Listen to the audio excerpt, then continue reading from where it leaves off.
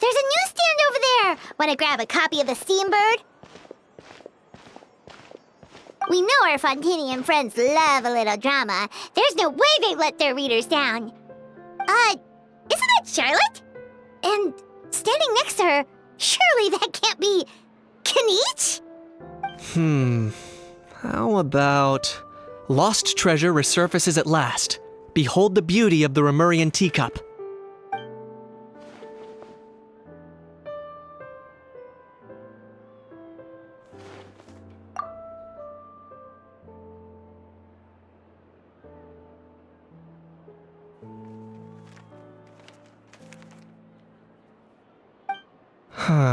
Pretty shocking.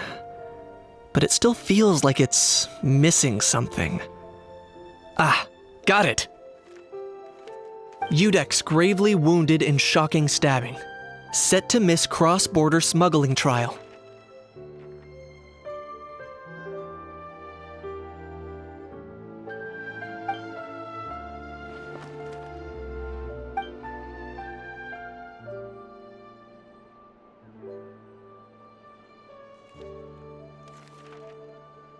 Huh? What? Did Paimon hear that right? Neuvillette was stabbed and gravely wounded? No, surely that can't be right. Can it?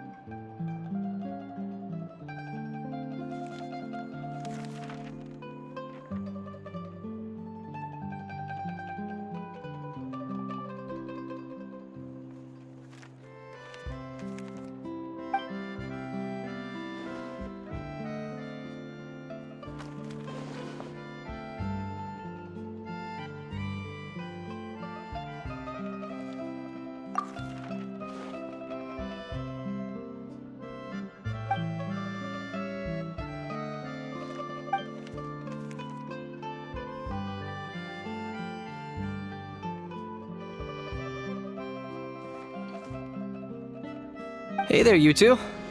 Fancy running into you here.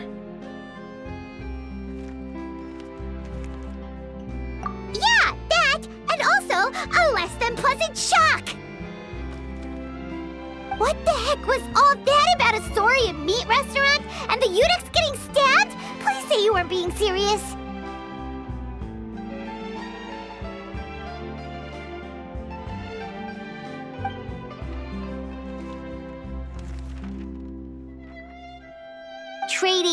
Tabloid headlines? Yeah. Charlotte and I were having a little contest to see who could find the most ridiculous fake news stories. Either I got lucky, or I have a knack for honing in on the most outrageous material.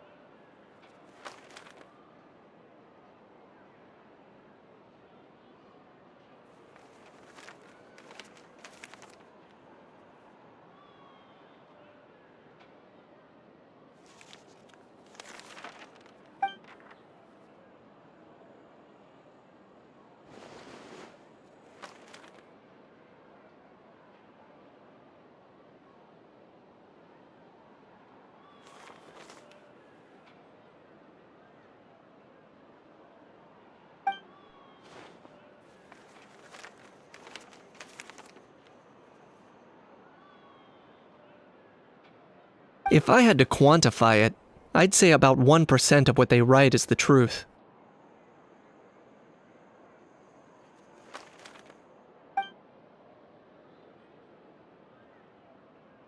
Huh? Him? Lenient? Oh, you gotta be kidding! Ah! Don't get me wrong. I'm not trying to give credit to these so-called news stories for occasionally including a grain of truth.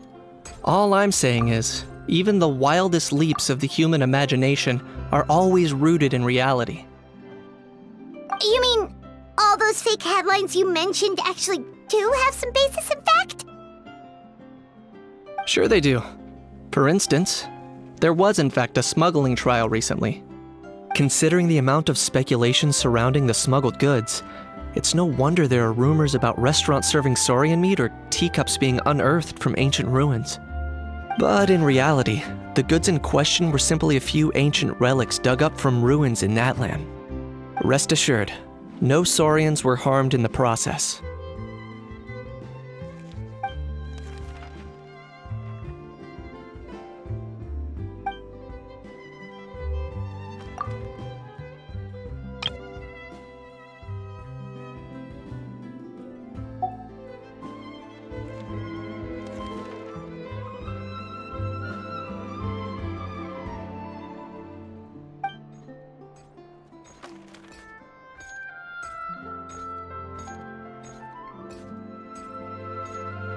Oh, okay! Paimon was so busy freaking out about those headlines that she totally forgot to ask why you're here in Fontaine, Kinich.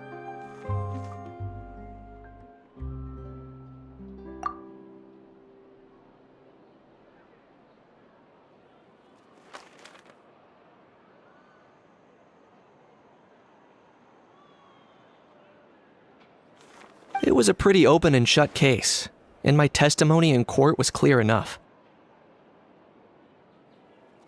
But I'm guessing, Mademoiselle Charlotte, that you're less interested in the case than you are in trying to uncover some news stories about Natlan.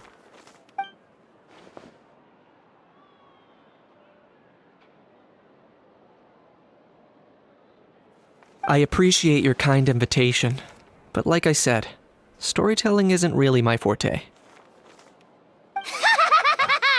Kinich the speechless! Kinich the tongue-tied! Huh? If you're dead set on doing an interview, why not talk to the Traveler instead?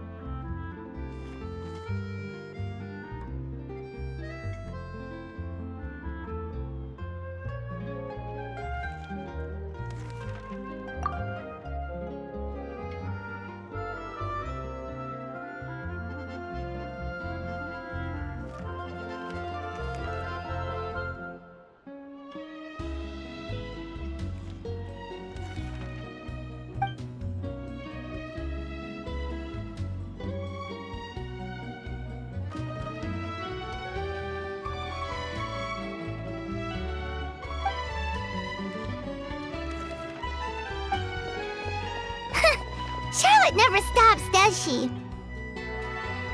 Anyway, Paimon just has to ask. That owl thing that popped out before, or was it a howl? It kind of looked like a howl, but at the same time... Oh, that thing. Yeah, that was a howl. Huh? What's up with him? Like, he's still noisy, but he's way quieter than before. It's like he's trying to hide or something.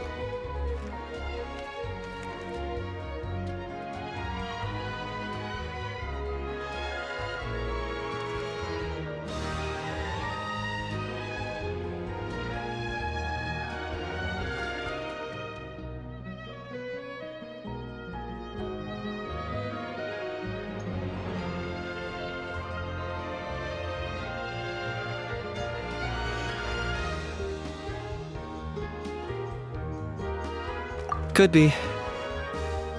Not acclimatizing? Aw, poor Almighty Dragon Lord is not feeling well. Too bad he can't come out to argue back. What do you mean? There's nothing physically wrong with him. It actually has to do with a strange law we learned about after arriving in Fontaine. Apparently, it's forbidden to release flying objects within Fontaine city limits during the first 3 days of each month.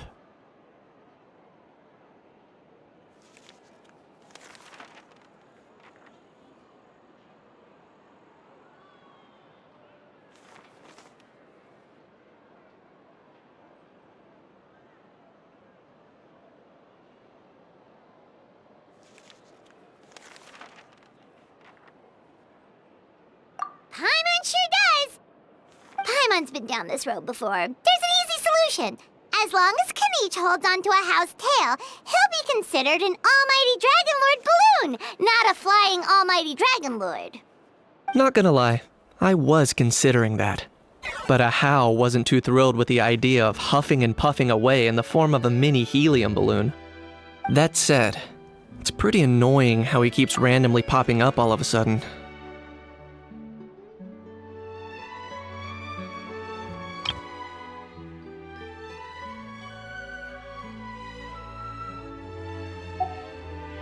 Anyway, this morning I saw a notice outside the Palais Mermonia about an event that's set to take place outside the city soon.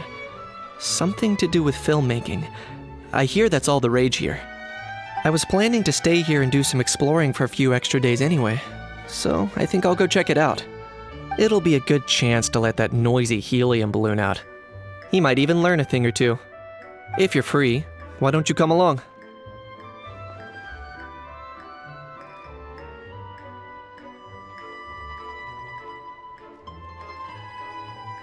I know where it is, so let me lead the way.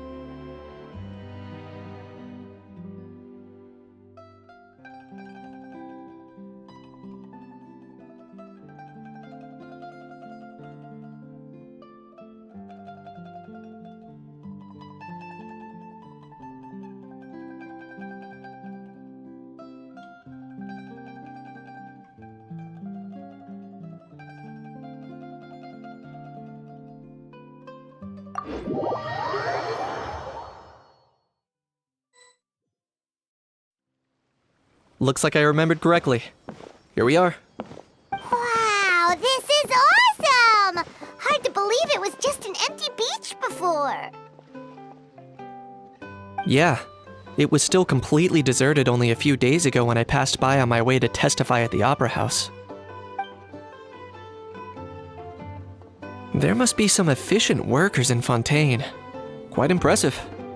A few days? One night was all it took. Rap-a-tap-tap, ta-da! But is this all it takes to blow people away? Oh, no. Given my past experience, I can't let myself get carried away. Oh no, you've forgotten me? Oh, does graph adversarial technology ring any bells? It's me, Lapine Pauline!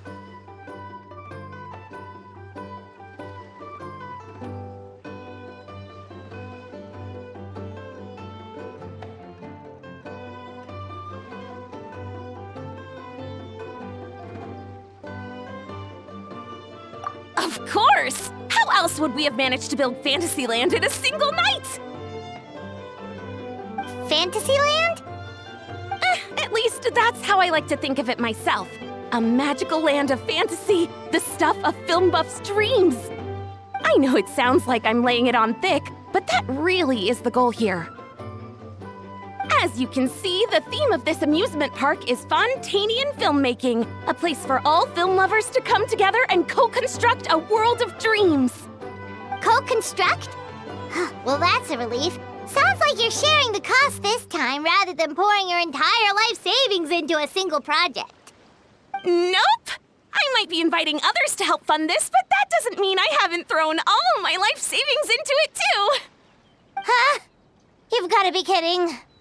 Ha! Look at you, puny little humans. Recklessly betting your entire future against some stupid vanity project. If you're expecting even an ounce of sympathy from the almighty Dragon Lord, dream on! Mockery is all you shall get, straight from the heart! Sorry, just ignore that little gizmoid. He likes to butt in occasionally. Do go on. Gizmoid? Who you calling Gizmoid? You're the Gizmoid! Wow! That's quite a nifty mecha you've got yourself there. Is it some sort of smart personal assistant? You ought to let Miss Charlotte see your cool gadget. Oh, who knows? Maybe you could even look into mass production! Mass production? Ugh, insolent, vulgar, and disrespectful! I, the almighty Dragon Lord, am one of a kind! There has never been another like me, nor will there ever be! And another thing, smart is the understatement of the century! I shall have you know that I am Kahula, forebear of ancient wisdom! I lived for eons long before any of you were born! What? Heavens above! I beg your pardon, forebear of ancient wisdom. Please, I meant no offense. Idiot meets idiot. What's all the fuss? Making some new friends, are we?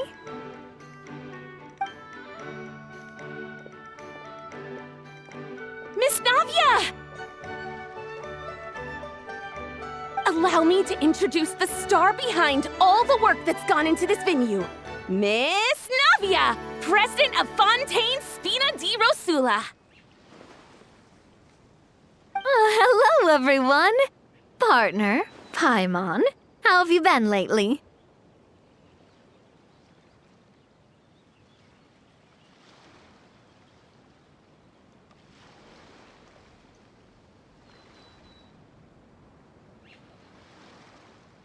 Hello there. I'm Kanich. What about me? What about me? My useless servant can't even give me a proper introduction. You think someone yelling their name out in the middle of a public street really needs an introduction? He's not wrong. I caught yours just now, in fact. So, you must be the almighty Dragon Lord, Mr. Ahau. It's a pleasure to meet you.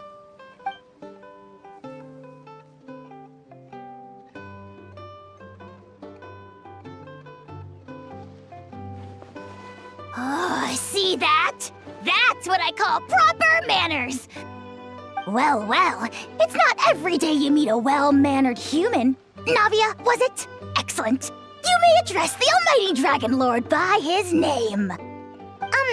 Navia, don't you think the title Almighty Dragon Lord is a bit silly? It's no big deal. All little animals do that, don't they? I mean, try to puff themselves up to look more impressive.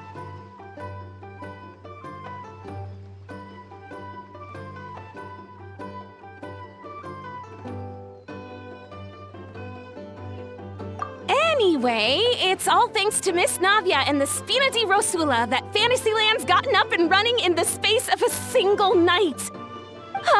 Honestly, thank heavens! After all that paperwork and endless waiting, the event and venue finally got the green light.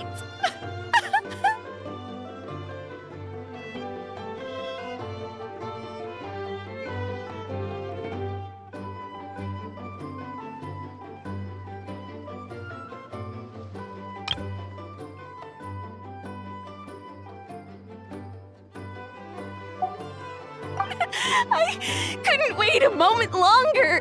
The second the approval came through, I reached out to President Navia, hoping she could lend a hand. After all, who else but the Spina di Rosula would indulge such impulsive demands?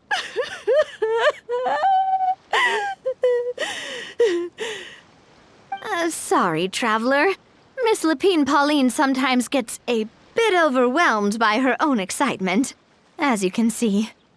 I'm guessing she hasn't gone into much detail about the event yet, so let me fill you in.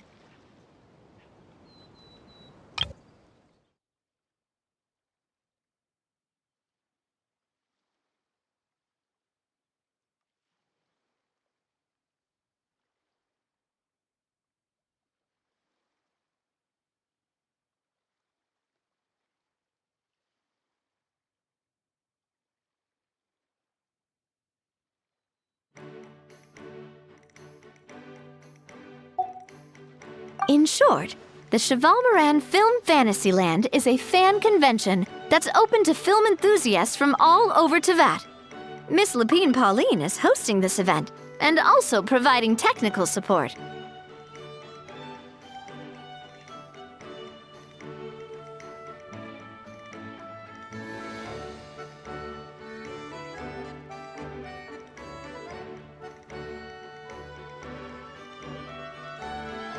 Huh? Cheval Moran? That's right, the one and only Surintendant Cheval Moran! After much persistence and many solicitations, I finally obtained Lady Farina's permission to use the image of her close friend. Not only is our adorable mascot drawing in fans by the minute, but she's also boosting her own popularity. And that was always the goal, a win-win arrangement. a while since we last met, but still, it's a surprise to hear Lapine Pauline coming out with such sensible. It's been a while since we last met, but still, it's a surprise to hear Lapine Pauline coming out with such sensible ideas.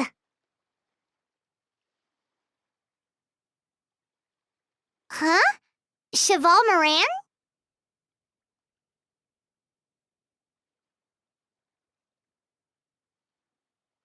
Huh? Cheval Moran?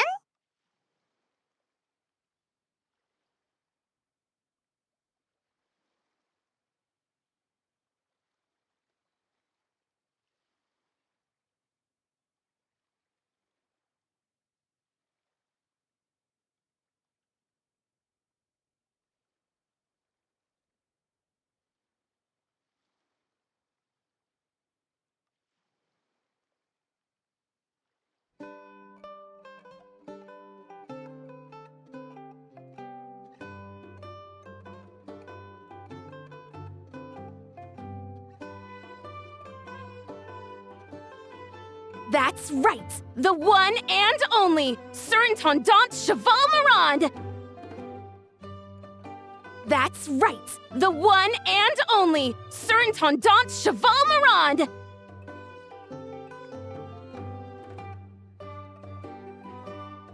That's right! The one and only Surintendant Cheval Moran! After much persistence and many solicitations, I finally obtained Lady Farina's permission to use the image of her close friend. That's right, the one and only Surintendant Cheval Moran!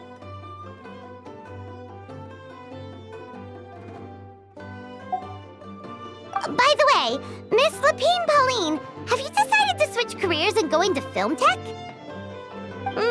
Not exactly. By chance, one of the prototype lenses I developed caught a photographer's eye, and it's now being used for the latest cinematic productions! Thanks to this unexpected opportunity, I've had the chance to invent various film-related equipment and props. That's right. So don't underestimate Miss Lapine Pauline, our resident engineer. She's the technical powerhouse at the core of this entire event. As for the Spina di Rosula, we're mainly here to take care of planning, operations, and management.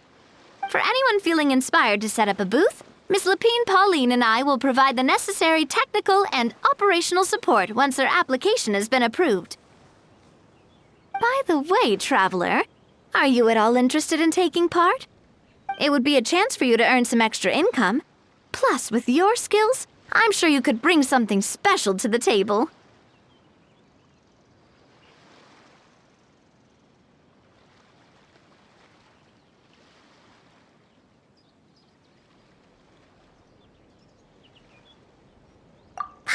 Would be even more tempted if you were to, say, throw in one of those fancy feasts she's seen in those gourmet food reels. Well, as it happens, that'll be a piece of cake. Everyone needs to eat, whether they be tourists or the stall owners themselves. So thanks to Miss Navia's help, we've managed to invite none other than the celebrity chef, Miss Escoffier, to run our theme restaurant. Look over there!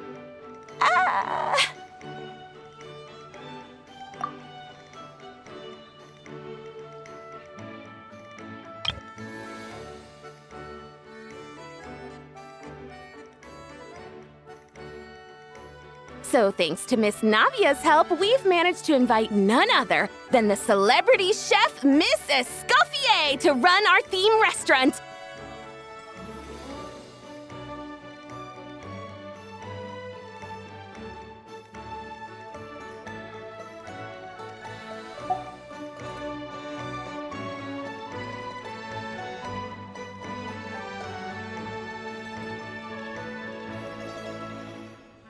You!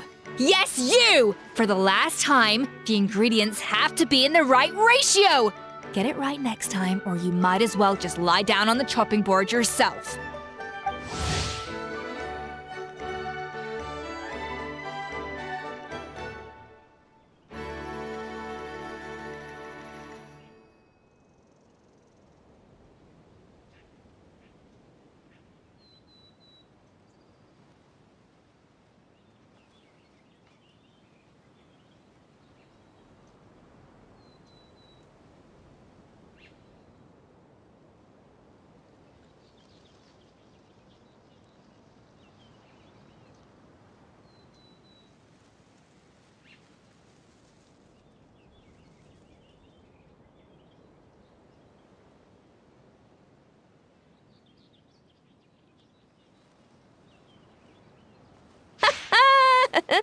She seems a bit busy right now. Well, I'm sold. I think I'll make a How go be her assistant. You little... What's your game here? Demoiselle, sorry to bother you, but there's an issue over here that requires your personal attention. Apologies. Looks like it's back to work with me. Please feel free to take a gander at what we've got. Anyway, if you're interested in taking part, come find me later.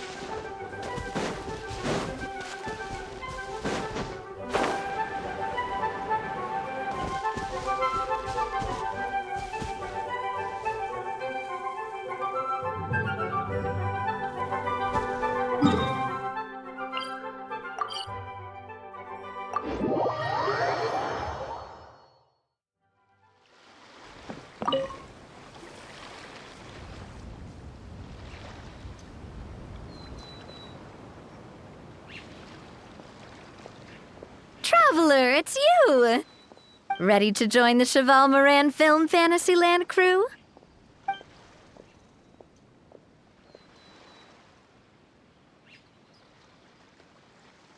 No problem. We'll be ready when you are.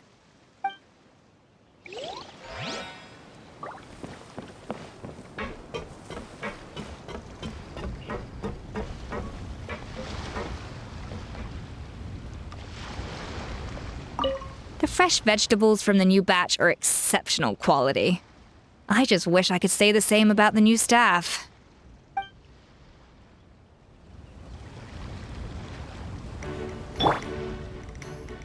The fresh vegetables from the new batch are exceptional quality.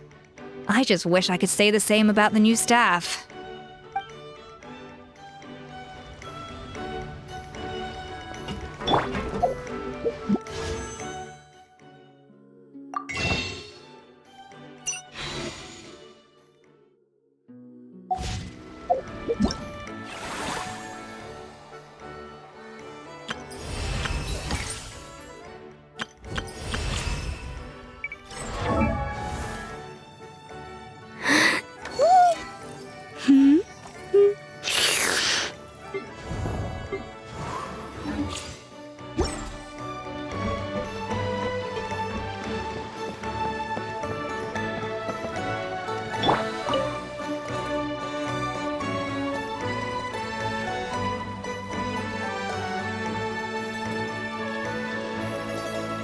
Traveler, it's you! Ready to join the Cheval Moran Film Fantasyland crew? It's time, dear partner and Paimon, for us to turn our attention to the Cheval Moran Film Fantasyland. As I mentioned, the park was started up by enthusiasts who brought in the Spina di Rosula to handle the planning, construction, and operations. Of course, enthusiasts aren't typically all-around experts. They usually stick to designing the event booths. We, for our part, handle long-term operations and develop standardized strategy guides for the different activities. Long-term operations? Strategy? It all sounds so complicated. we spend most of our time adventuring and we barely have any experience running a stall. Do you think we can handle this?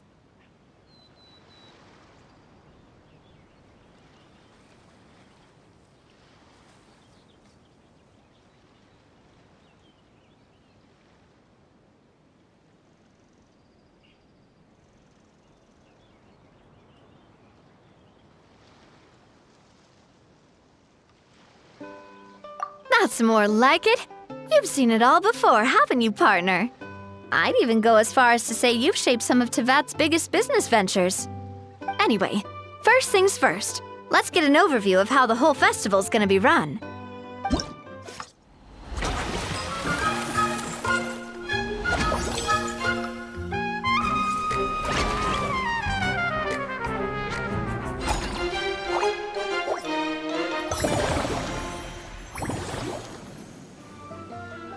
As you can see, our fantasy land's a bit like a sugar-free macaron right now. Several areas are still under construction. The Spina's only been able to hire a limited number of craftsmen. Besides, we don't have enough experience to handle multiple projects simultaneously. That's why I chose to adopt a time slot-based planning method, so we can focus on specific tasks during each designated period.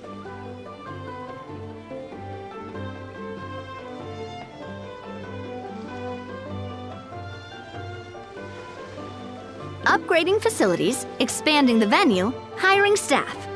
All of this requires funds and time slots to accomplish.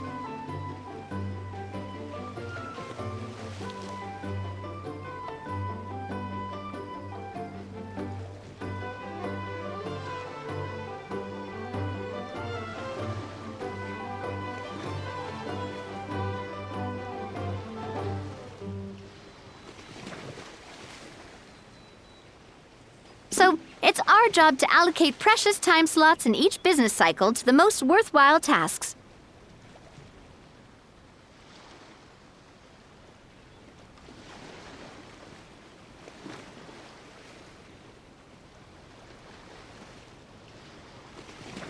As we attract more guests and earn money to add to our funds, we'll also be able to work more efficiently, which will allow us to divide each cycle into finer time slots, which will let us get more done. So we'll be limited in the decisions we can make and tasks we can focus on within each time period. Which means we have to use our limited actions and Mora to earn even more Mora. Kinda like playing chess or cards then. Cooking up a strategy in advance is gonna be key. Paimon thinks she just about gets it.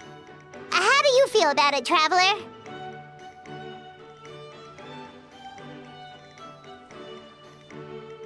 Yep, come on, we can do this! You mentioned standardized strategy guides just now. Does that mean there are non-standard ways to take part too? Of course. Film and entertainment mean different things to different people. And there's gonna be a wide range of exciting activities for people to try out. If we're not careful, some visitors might wander off and end up getting in trouble.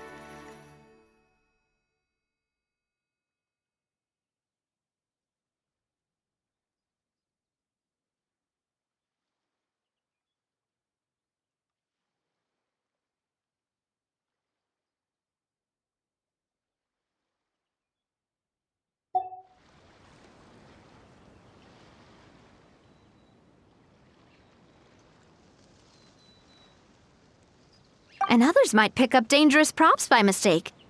To avoid confusion, we need to create a standardized strategy guide for each activity Just think of it like a walkthrough.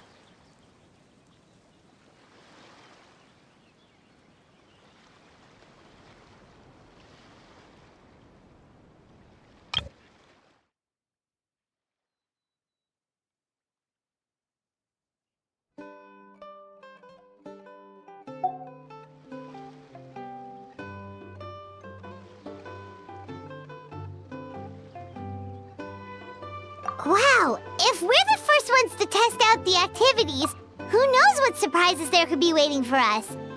But if we hit a tough spot, we'll just have to rely on our skills to carry us through. Hopefully it goes without saying that I'd never put you in danger, partner. I carefully checked all the existing activities before you arrived, and I can assure you that they're all perfectly safe. I also wanted you to experience the activities before anyone else gets to. It'll be fun. Plus, we'd like to hear your thoughts and suggestions. Oh, those are two things Navia is best at! Making people feel safe and having fun! Great! Well, I can't wait to hear what you think. Your input is super important to us. All right then, let's start with Eclectic Escapades and put our first guide together.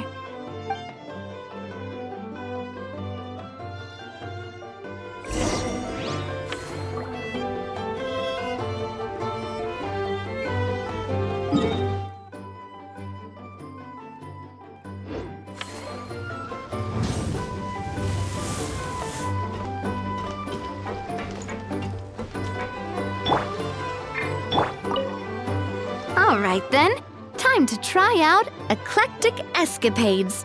I'll leave the strategy guide to you guys.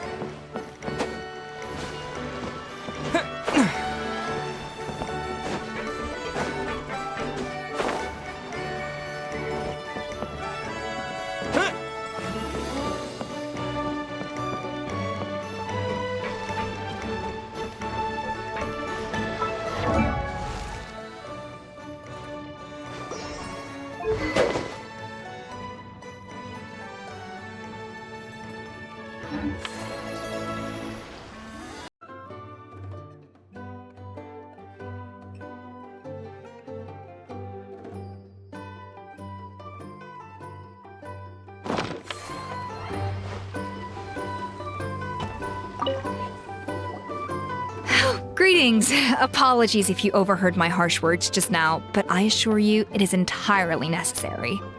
The sheer lack of standards here will be the death of me. Do you have any idea of the kind of customers I'm gonna get with how lax things are at the moment?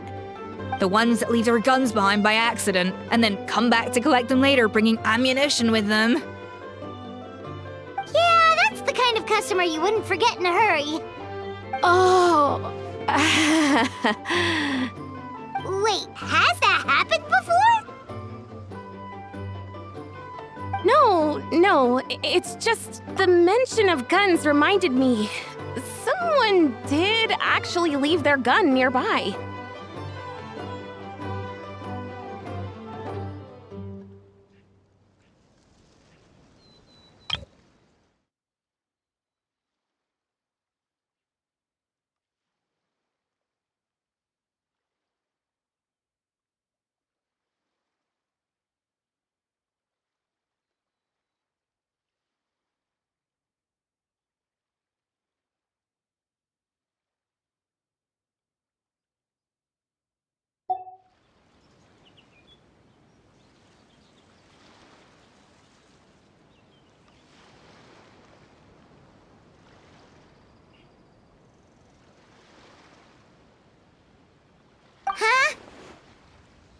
Just before we started setting up, as we were cleaning up the site, someone stumbled upon a mysterious locked box.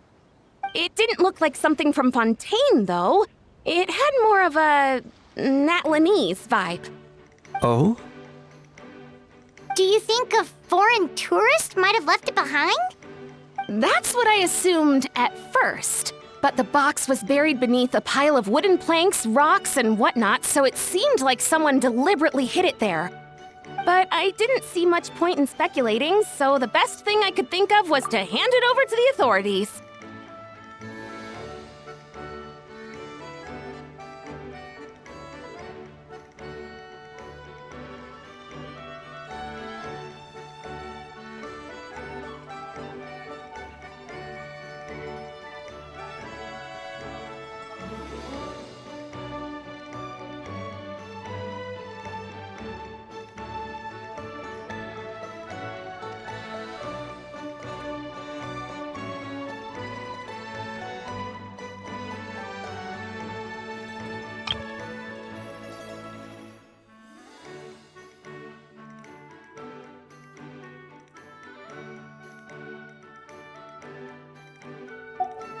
I trekked all the way over to the Palais Mermonia just to hand it in.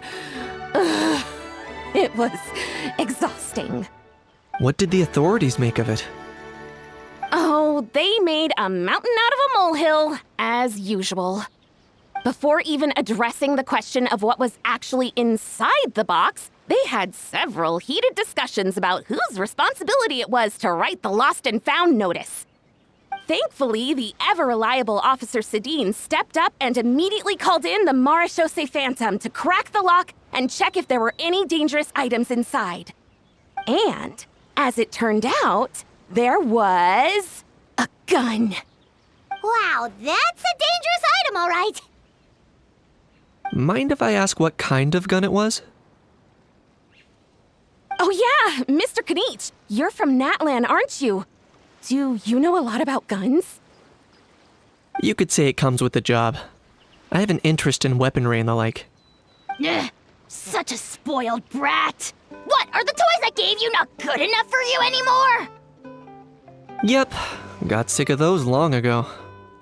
Ugh, you little... How dare you turn your nose up at my gifts? Why Time for a timeout, old-timer.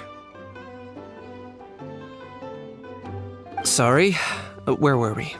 Oh yeah, do you recall what the gun looked like? It's a bit hard to describe. If you ask me, it didn't even really look like a gun.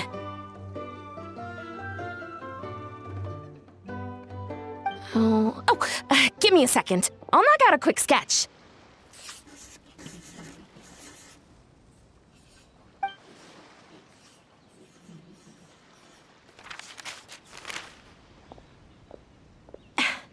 Something like this.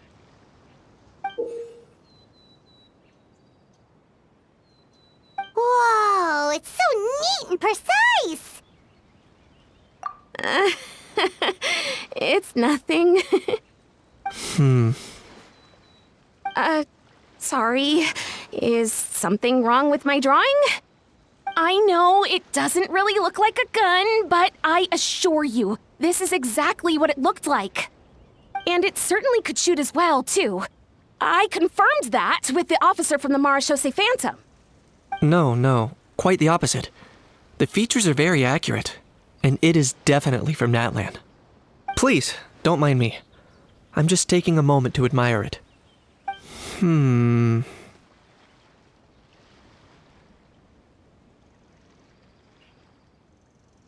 I should be the one thanking you. Thank you, and everyone else for your support. Don't mention it. Besides, we haven't really done anything. Not at all! The buzz and excitement you guys bring is exactly what this event needs. Oh dear, I'm starting to feel a bit guilty watching everyone else toil away. Guess it's about time I got back to work too. But just before I go, one last thing. Traveler, it's wonderful to see you. Here's to a successful collaboration.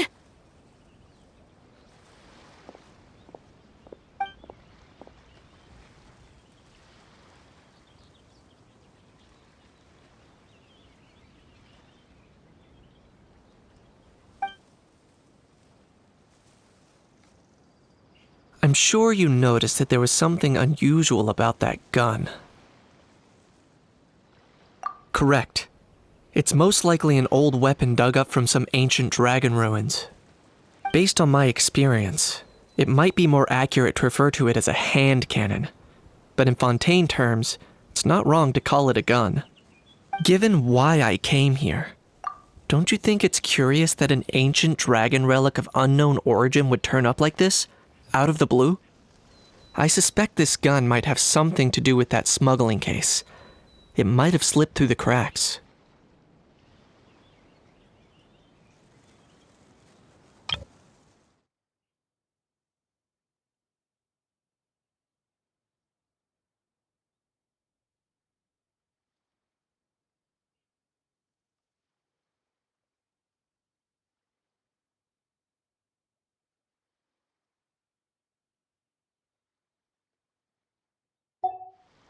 Time is of the essence, so I'd like to head over to the Palais Mermonia to verify my suspicions. Perfect. Then we can head out right away.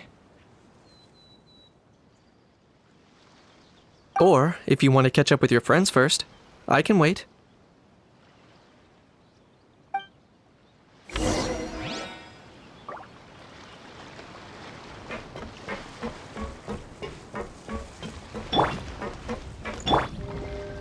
The fresh vegetables from the new batch are exceptional quality. I just wish I could say the same about the new staff.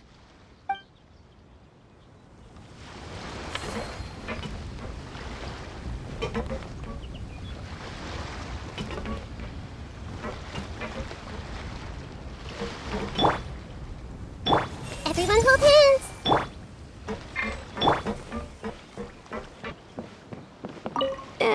We've gone over budget in quite a few areas. But, whatever. The results are what count. We've gone over budget in quite a few areas. But,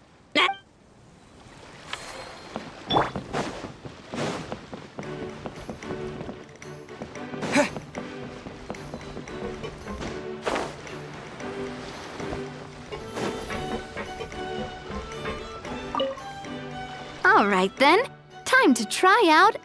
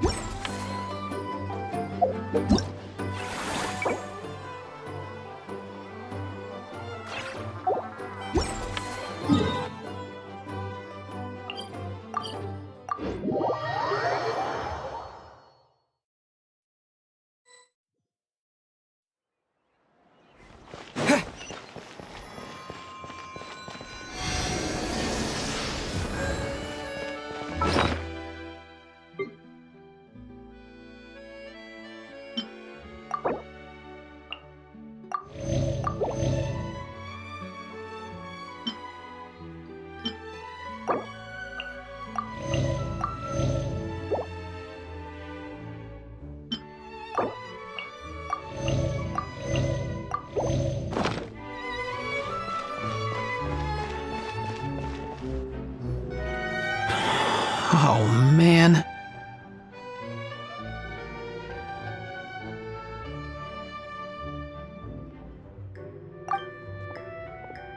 Bro!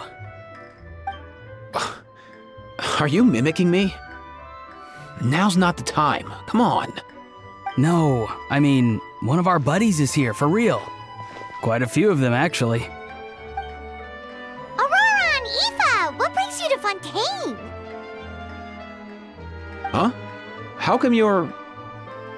Ah, I'm guessing Kenichi's here because of that international smuggling case, right? I've heard quite a bit about that. Word sure gets around quickly, huh? First time abroad and you're already making headlines. Oh, stop it. It's not like I was the center of attention. Wasn't expecting to see the Traveler and Paimon here too, though. Come on, Aoife. Huh? A traveler, by definition, is someone who travels around. Fair point. Anyway, back on topic. Wait a second. I lost my train of thought. What were we talking about again? Why, you're all here, of course. For vegetables. Fork a cuckoo. Huh? I'll go first. It's for the Chevrolamine Film Fantasyland. Wait, is that right? It's Cheval Moran. Ah, right. I keep stumbling over that one. Guess I owe Cheval Moran an apology, even if she's not here.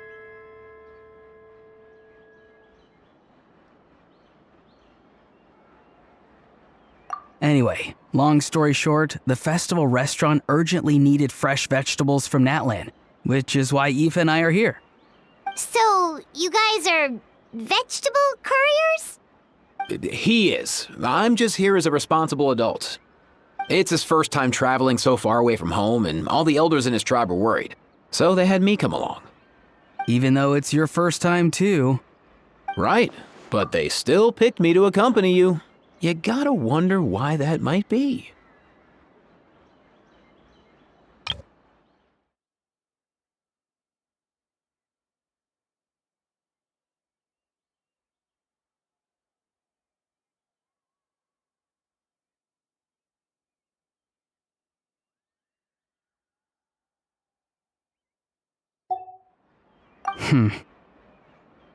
Don't you get it? They all just saw how overworked you were, so they used it as an excuse to send you off on a vacation. Wait, what? So I'm getting the grandson treatment now too? See, doesn't matter how much older you are than this dude. Hang out with him long enough, and you'll eventually find yourself being treated like a kid. Meaning everyone looks after you. What's so bad about that?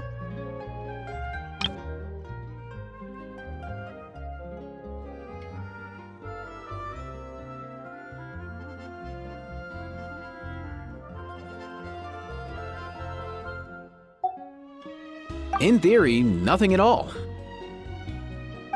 In that case, guess I better start over. Hi guys, my name's Aoife, and I just turned 5.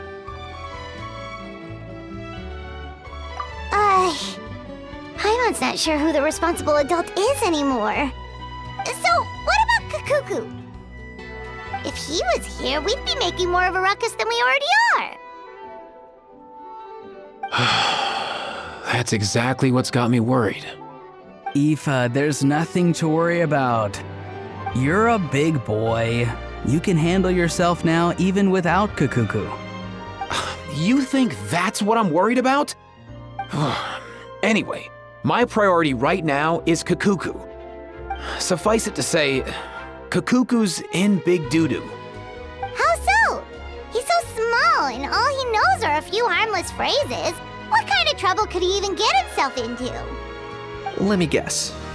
Did he get caught out by the law on flying objects? Bro, you too? Not me. How? Oh, that pesky little chatterbox. So that's why he hasn't interrupted us this whole time. Guess he's too scared to show his face.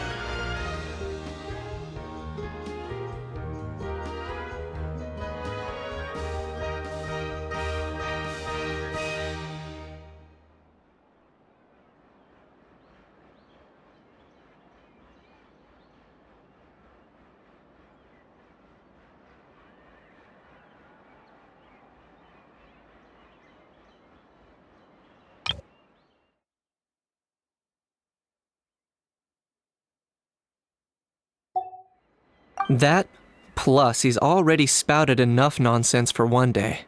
So I've put him on mute until tomorrow. Nice one. If I was even half as decisive as you are, I would have kept a closer hold on Kakuku so he didn't get a chance to go flying off.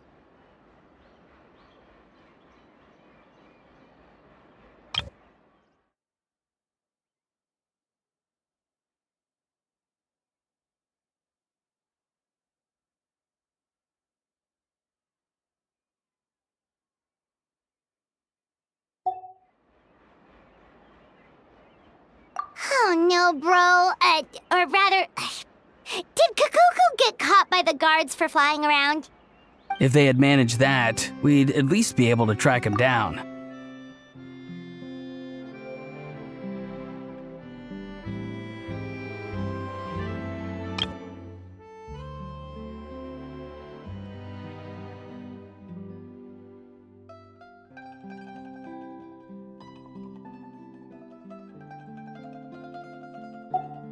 But when the guards started chasing him, Kakuku flew into that building next door. I wouldn't be surprised if there was a high-stakes pursuit going down in there as we speak, just like one of those cool crime movies.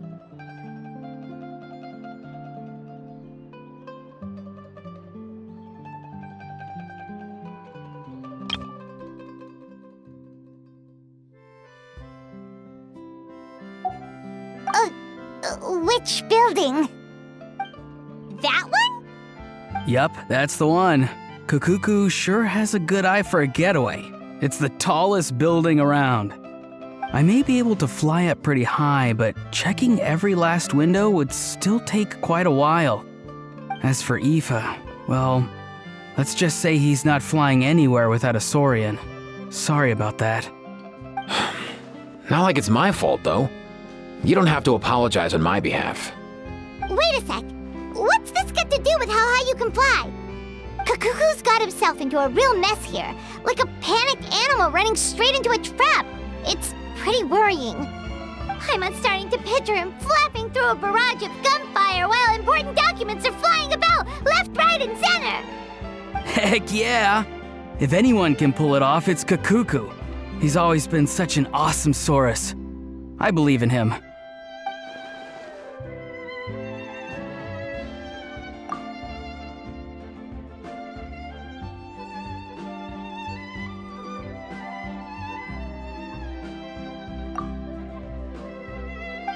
For real now? Do you even hear yourself, bro? Of course I'm for real. I'd never make light of something like that. All right. Everyone's an awesome Saurus. Well, the human version. But our priority right now should be to go in there and check up on Kakuku. Leave it to us. You sure? Wow, awesome. That'll be a huge help. And if Kakuku doesn't listen to you, I give you permission to pull out a couple of his feathers. Wait, since when was that up to you? Well, then it's your call, bro. All right then, if Kakuku doesn't listen to you, I also give you permission to pull out a couple of his feathers. There you go. If he objects to that, tell him to come find us. He won't. Trust me.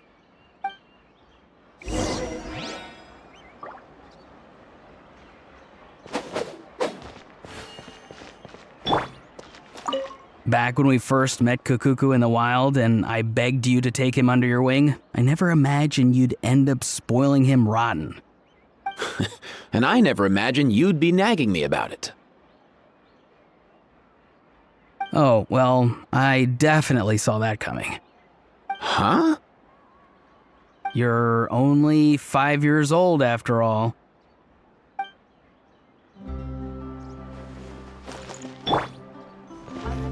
Back when we first met Kukuku in the wild and I begged you to take him under your wing, I never imagined you'd end up spoiling him rotten. And I never imagined you'd be nagging me about it. Oh, well, I definitely saw that coming. Huh? You're only 5 years old after all.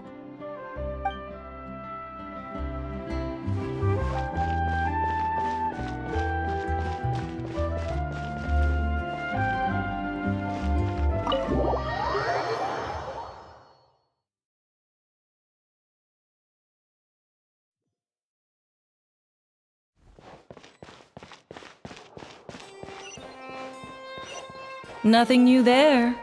The first few days of every month are always noisy.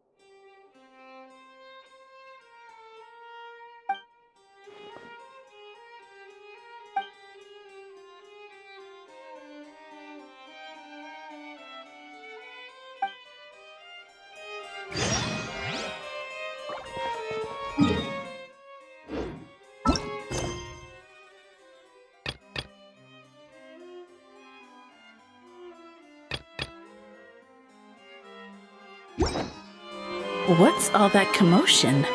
Are they arguing in there?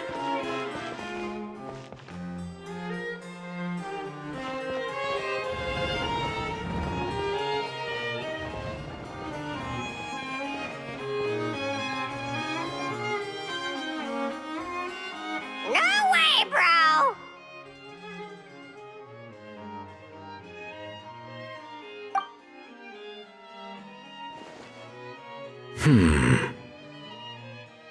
Did he say he came from Natlan?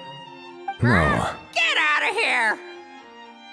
I can understand his words, just not what they mean. Oh no.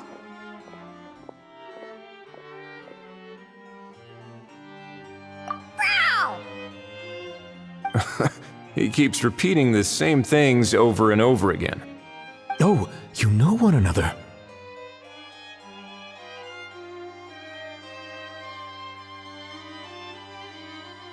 He's a friend! Yeah! A saurian friend of a human friend! Great. Well, that was easy. Looks like we've tracked down the owner. Guess that's one less lost and found notice for you to write, Monsieur Neuvillette. For real? Traveler, was there something important you wanted to discuss with the Udex? I'm just about done with my business here. Need me to step out? Stay and hear them out first. Perhaps it will have some bearing on your own work. If I'm not mistaken, you are the same Mr. Kanich who served as a witness in the smuggling trial? I take it there's been a further development in the case. That's right. Very perceptive, Mr. Udex. So you've met Neuvillette before? But wasn't the trial overseen by another judge? I've seen his photo in the papers. But as for this other gentleman... Allow me to introduce you to Mr. Wriothesley, administrator of the Fortress of Meripede. Or in layman's terms, Fontaine's prison warden. Please, feel free to share anything about the case. There's no need to keep anything from him. Pleasure to meet you. Pleasure to meet you! Wow, that sounded just like me. But should we really discuss official business in front of the Saurian? Oh wow! Oh no!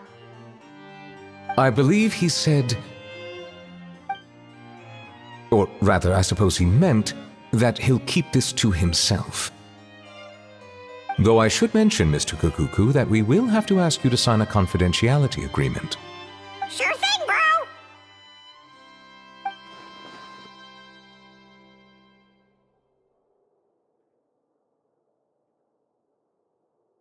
Let us return to the matter at hand. Mr. Kanich, was there something else you wanted to discuss relating to the case? Yes. Let me fill you in.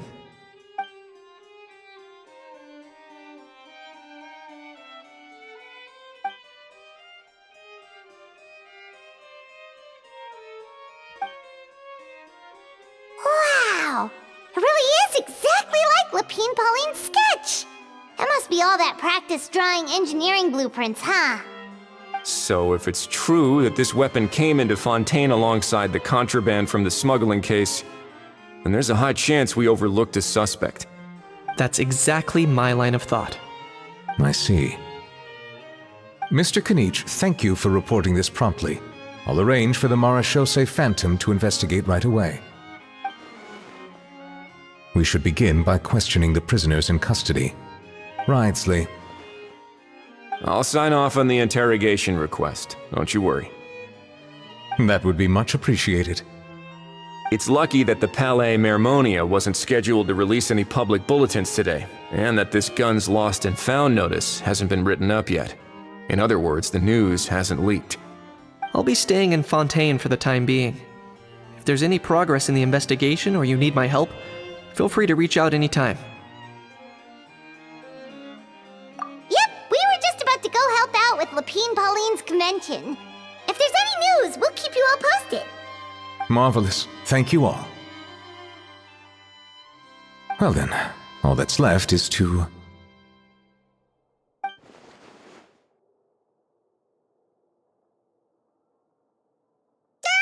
You miss me,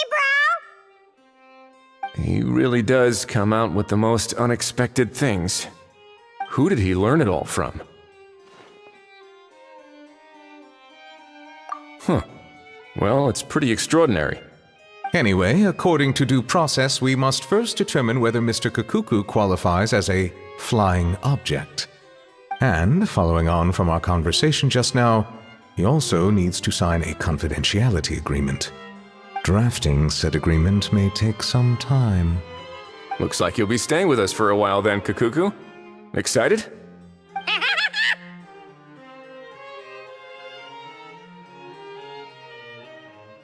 That would save us a lot of trouble. Many thanks. All right then, we'd better get going. No need to see us off.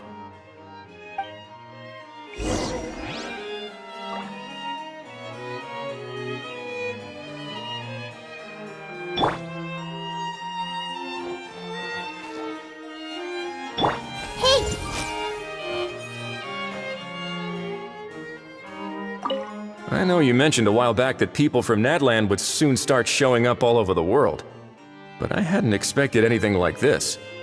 It seems no matter where they come from, all dragons are inquisitive by nature. You can say that again, bro! The same might well be said for humankind. The real reason you chose to stay to investigate this case was your curiosity about Natlan and Mr. Kakuku, was it not?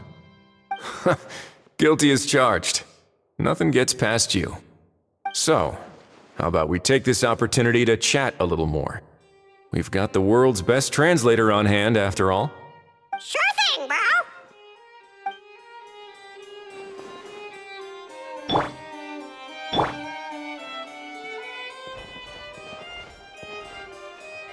I know you mentioned a while back that people from... It seems no matter... You can say it! The same might well... The real reason...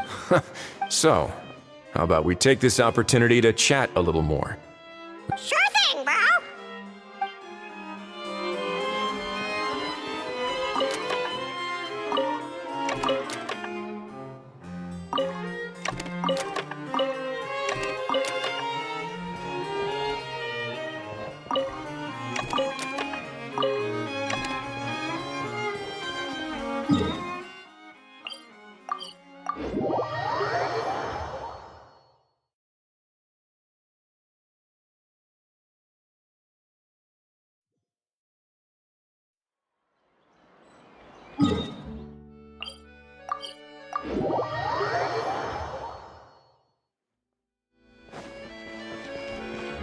Ad Astra Ab...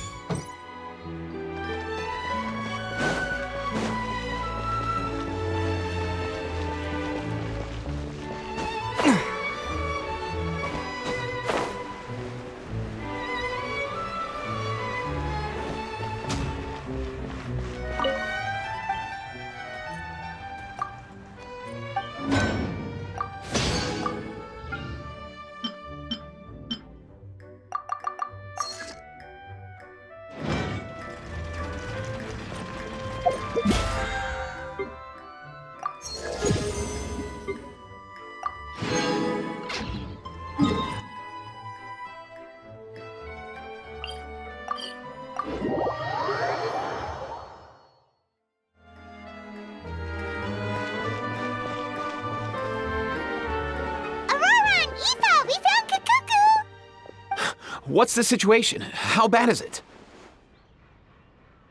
Oh no. When I saw that Kakuku wasn't with you, I'd already prepared myself for the worst. Relax, Aoife. Maybe Kakuku just prefers high-rise living now. Sometimes you just have to let the kids grow up and make their own choices in life. For real now?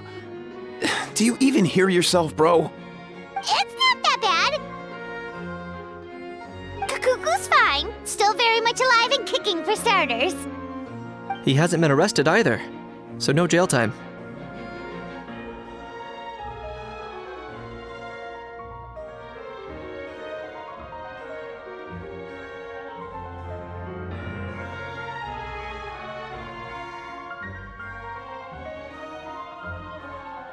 See? You're not exactly reassuring me here. As for the bad news, well, it's really not that bad. Kukuku accidentally overheard some top secret stuff, so he has to stay at the Palais Mermonia for a while to sign a confidentiality agreement.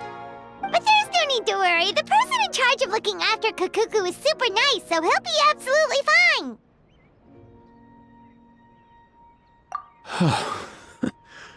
All right. That doesn't sound too bad after all.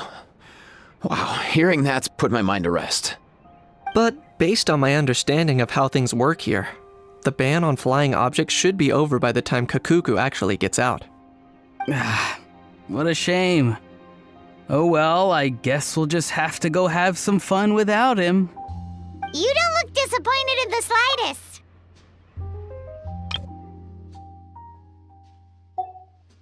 Anyway, Auroron and I will be staying in guest rooms upstairs at the Hotel de Boer for the time being. Feel free to drop by if you need us. Yay! Problem solved! All right, let's catch up another day.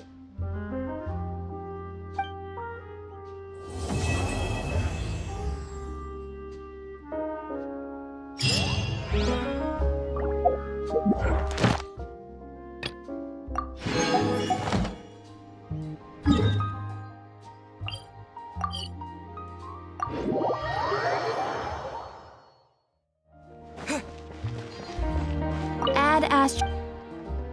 Thank you for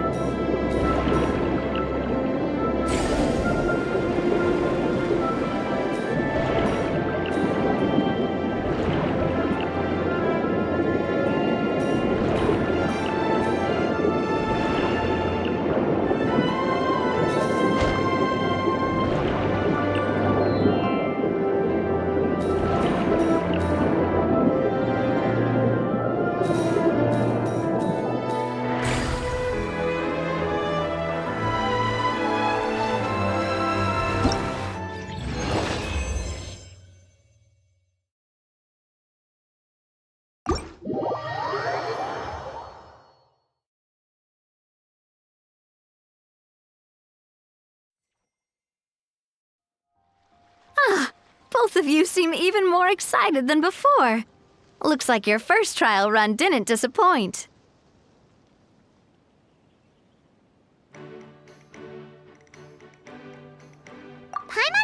actually watched that many films, but after trying it out, she might just be hooked! We should check out the film that it's based on! Great job, Paimon. That's exactly what our enthusiast friends were hoping you'd say. They'd be beyond delighted to hear that visitors are curious about the films that inspired these attractions.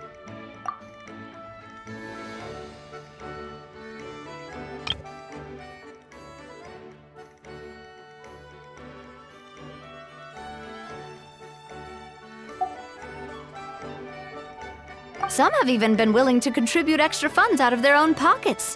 Where budgets have allowed, of course. Out of their own pockets? That's right. While the Spina di Rosula covers the cost of basic booth materials and rental fees, many fans have personally funded promotional materials and related merchandise. The cost of the booth itself isn't their main expense. Some of them have already started designing spin-off products inspired by film characters. Take our official mascot, Surintendant Chevalmoran, for instance. She won second place in the last most popular character poll for the comic film category, and was even dubbed the pinnacle of round, bouncy cuteness. Many people have expressed interest in designing cushions based on her image, using the highest quality fabrics and hiring the most skilled artisans to mass produce them. These cushions will officially go on sale at the next convention alongside lots of similar products.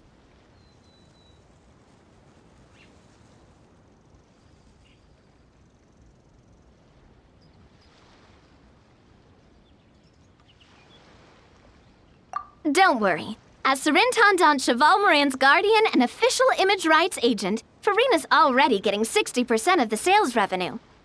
After all, the fans are doing this voluntarily, not for profit, but to promote Surintendant Chevalmoran's adorable image.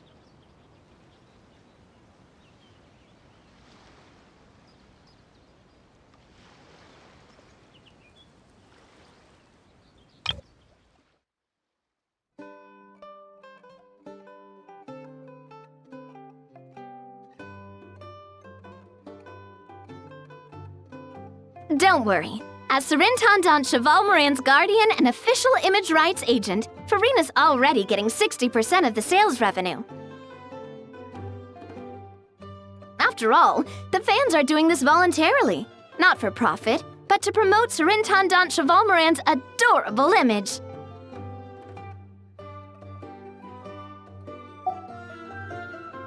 The more Mora ends up in Farina's purse, the better Surintendant Chevalmoran's meals will be. And who wouldn't be happy to hear that? Oh, Paimon likes the sound of that. Everyone working hard for something they all love without worrying about profit. Still, we can't just ignore Mora completely. Whether it's fan creations or official commercial projects, some level of financial balance is still necessary.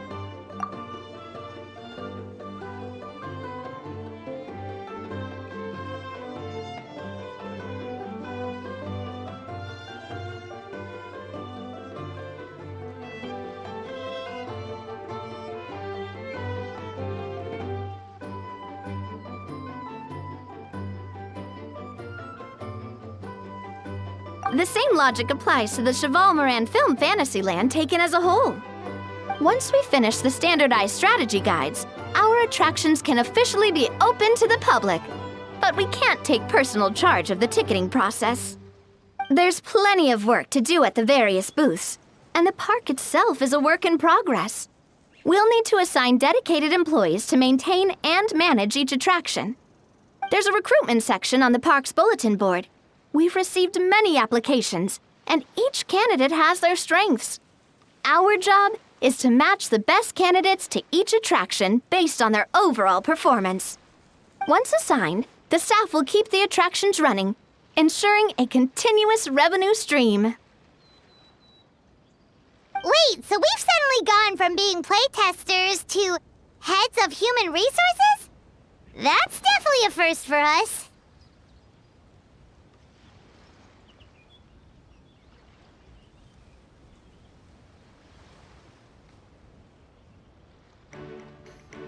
Just don't hold everyone up to your own standards, okay? You can't expect everyone else to be as capable as you.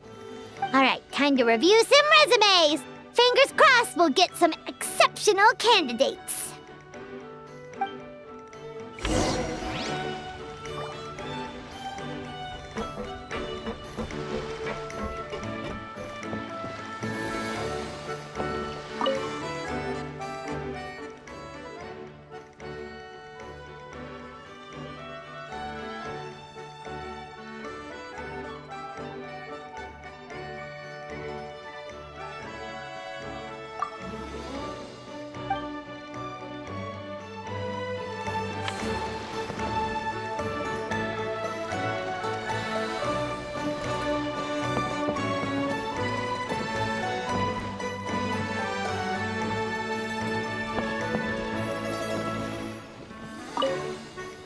When reviewing resumes, pay attention to each applicant's area of expertise.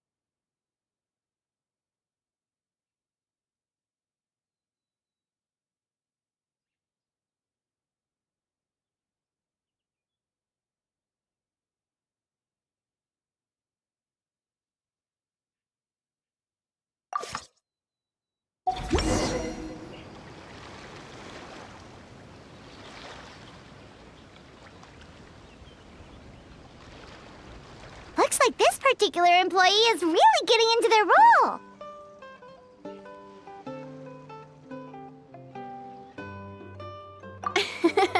You're both doing great. You sound more like bosses than I do. In any case, with this, the Cheval Moran Film Fantasyland is now officially open. Running a theme park is a long-term project. You won't make much if you try and rush it. We're just about done with our current work setup, so let's take a short break and wait for this cycle's revenue report to come in.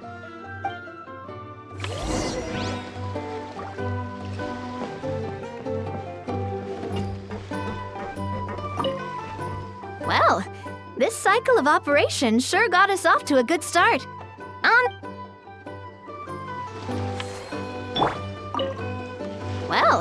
This cycle of operation sure got us off to a good start.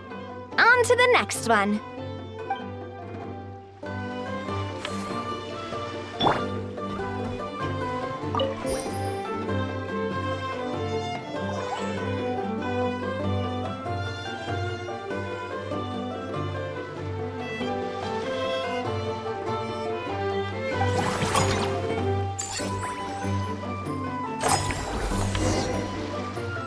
Well, the numbers might not look that impressive, but given that we're just getting the ball rolling, I'd say that wasn't a bad start.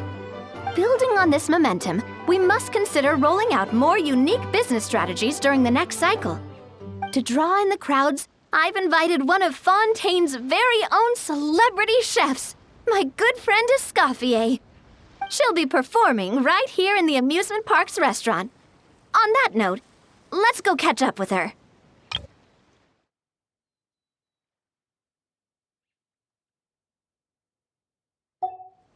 So, is the restaurant part of our business strategy too?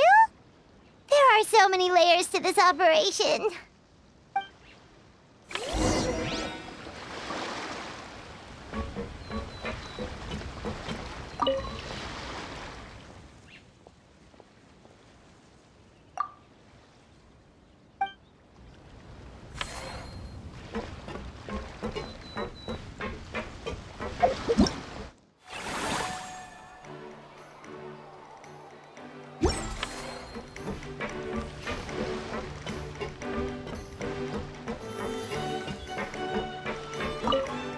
All your fault!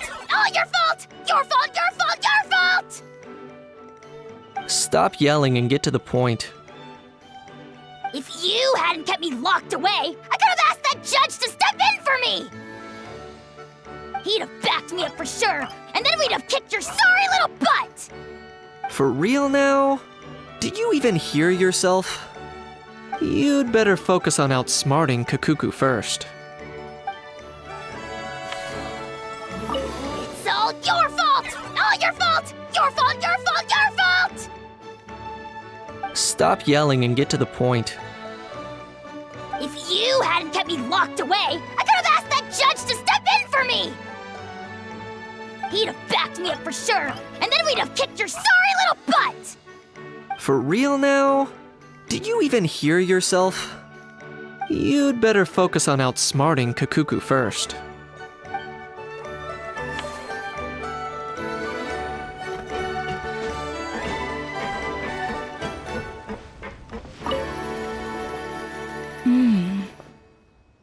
The restaurant is up to standard, and the waterside location will make for a unique dining experience. The beautiful scenic reflections in the water create a stunning backdrop, lifting diners' spirits and allowing them to truly savor their meals. Ingredients, check. Cooking utensils, check. Looks like we're ready to rumble. Hey there, Escoffier! Oh, my employers are here. The president of the Spina di Rasula, plus the famous traveler and Paimon. I must say, you seem a bit overqualified to be running a film-themed amusement park.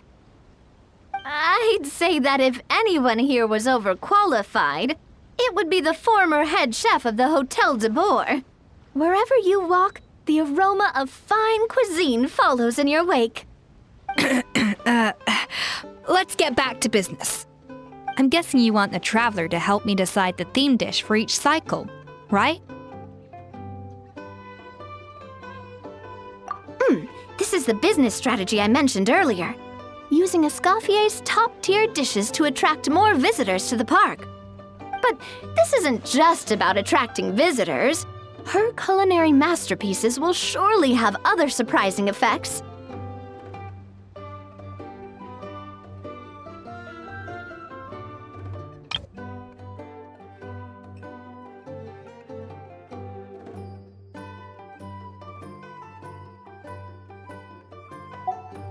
Just imagine, Paimon, if all you needed was a single ticket to enjoy all the attractions and taste all the legendary food. Wouldn't you be tempted? Then Paimon come every single day!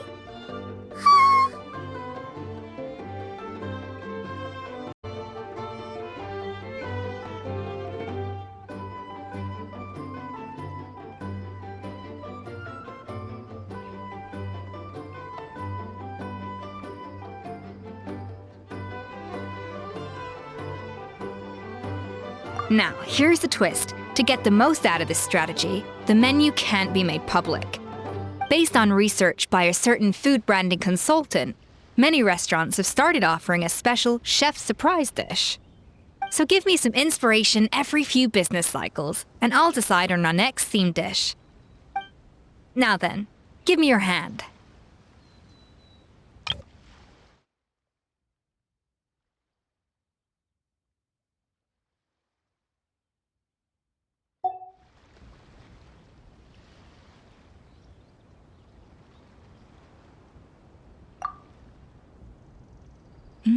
A warm and energetic feel.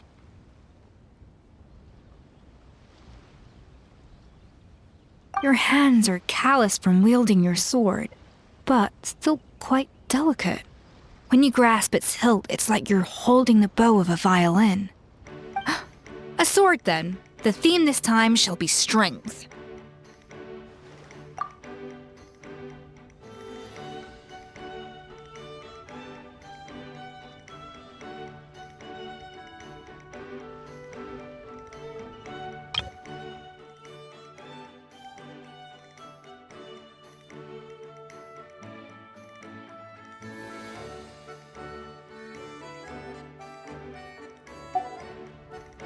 All right, let's find out what strength looks like in gastronomical form.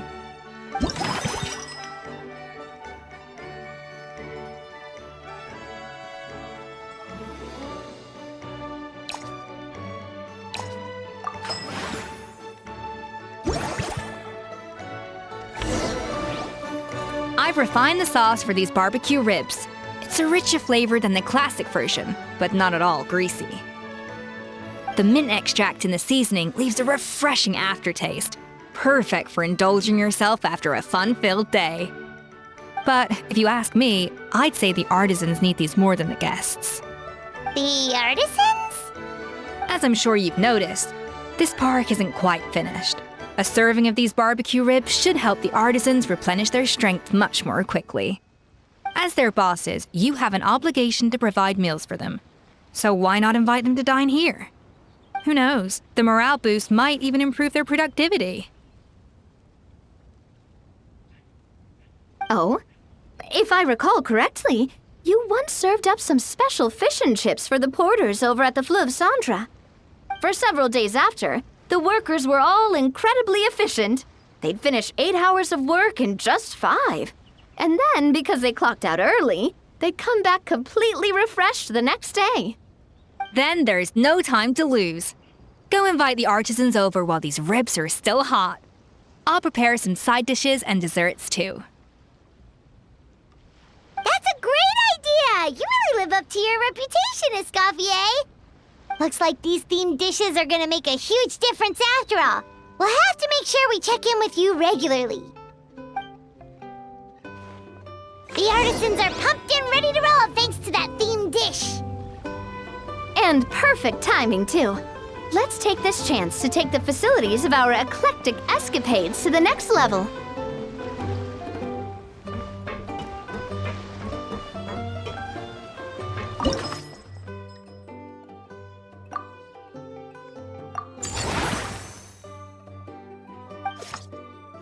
We should be able to attract more customers by upgrading the stall, don't you think? That's right. Based on my business experience with the Spina di Rosula, I've quantified the service value to help you intuitively understand how satisfied customers are with each stall. An attraction will reach its ideal revenue only when its service value meets customer expectations. As we improve and expand our facilities, expectations will also increase accordingly.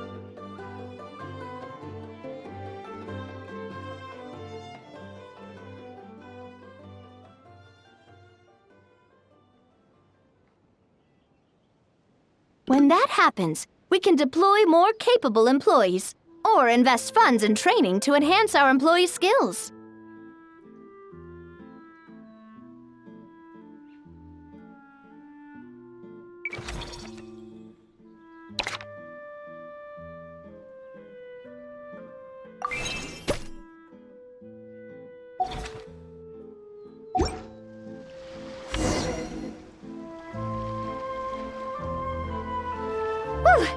That should be everything. Looks like you've pretty much mastered how to run this park.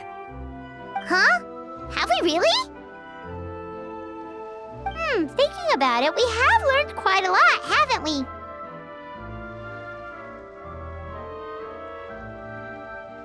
Oh, not at all. I wouldn't say I taught you much. Your intuition's been guiding the way mostly. I imagine long-term operations sounded like a scary prospect the first time I mentioned it, huh? But don't let that scare you. Just break things down into smaller steps and tackle them one at a time. Even if you're not a genius or naturally gifted, you'll get it done in the end. Whoa, seeing your own progress has really got Paimon fired up! Actually, she's gonna jot your words of encouragement right down. From here on out, we'll be running the Cheval Moran Film Fantasyland together. Let's make it a big success!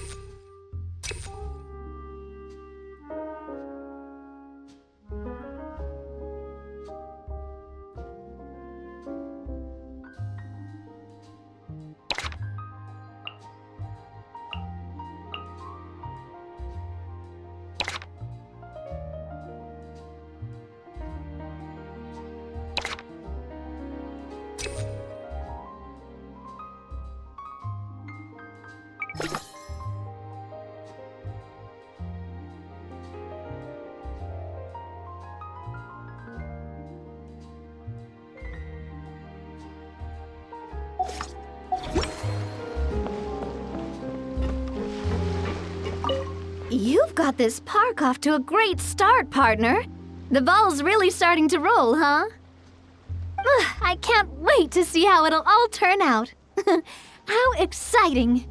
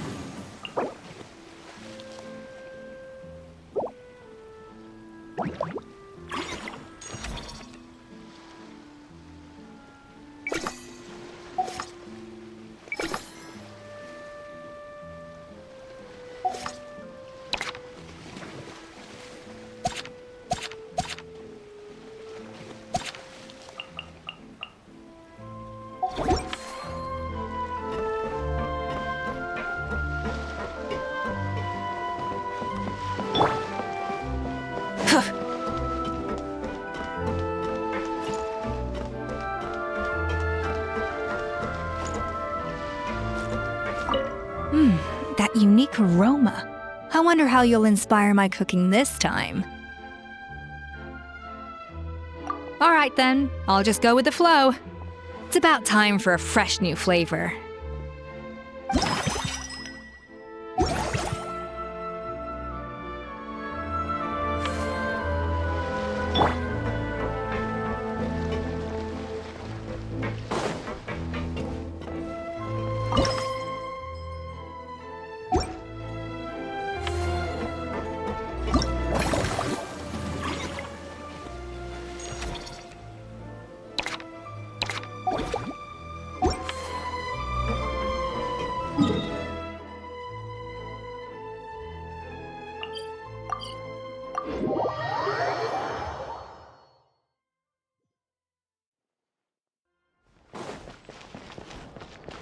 Add astro...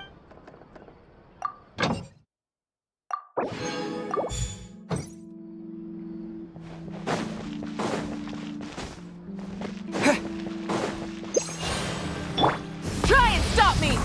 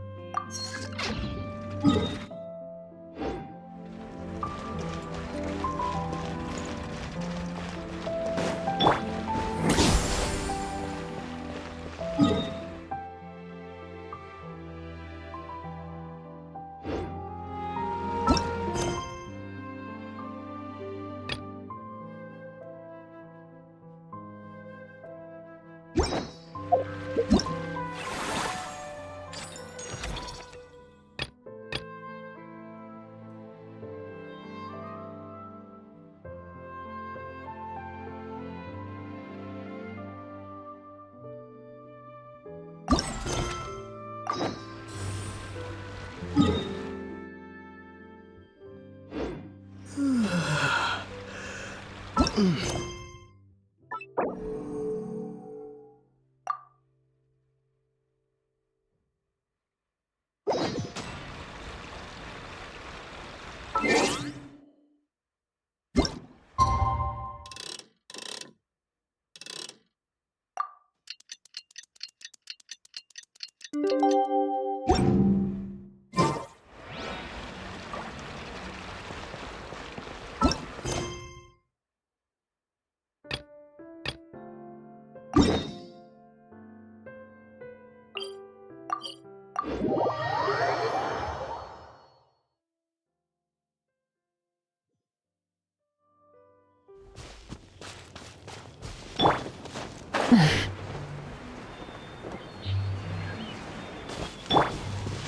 see everything.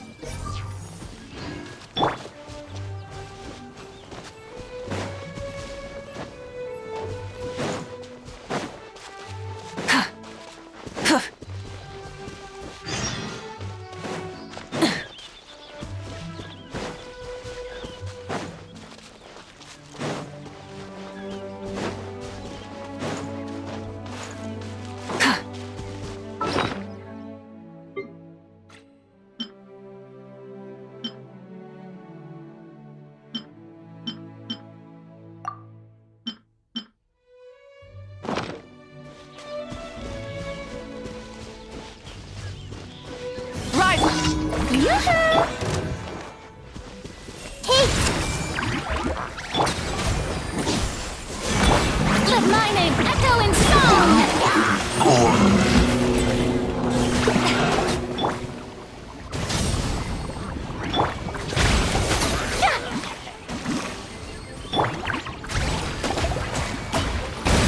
This might hurt a little.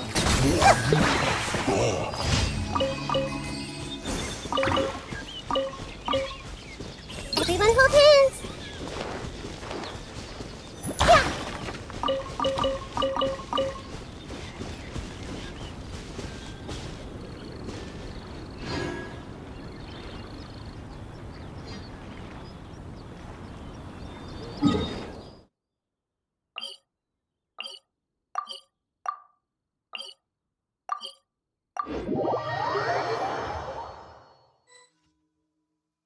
Quick, let's find shelter. Or Light it up!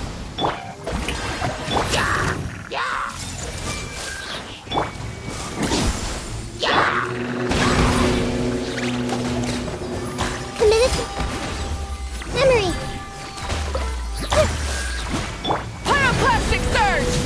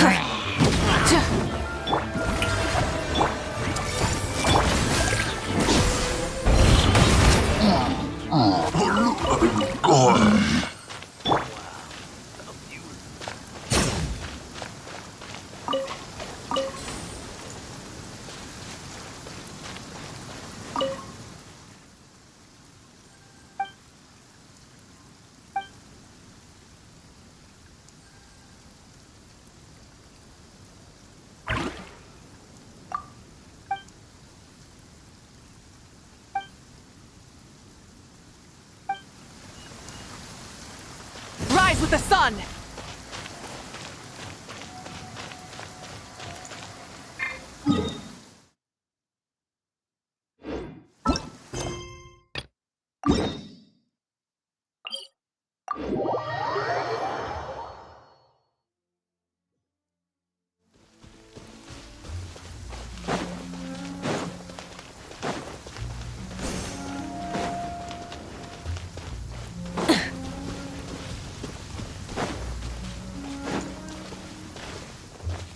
Light it up!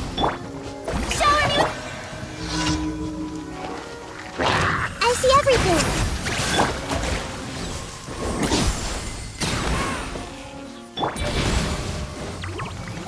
Let the world come alive!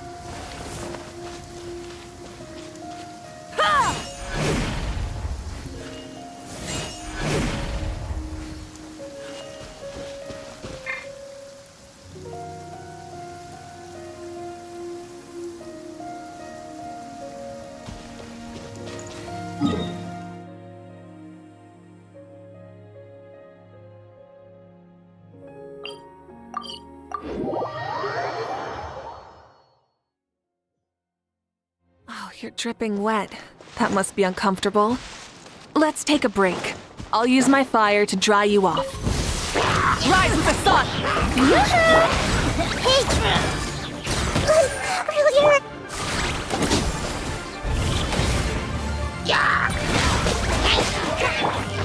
Let my name echo in song!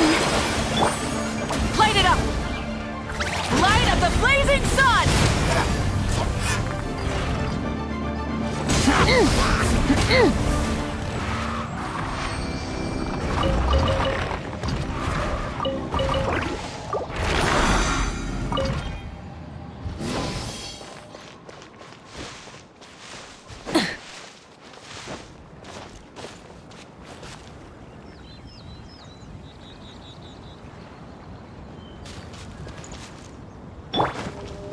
Strike a pose!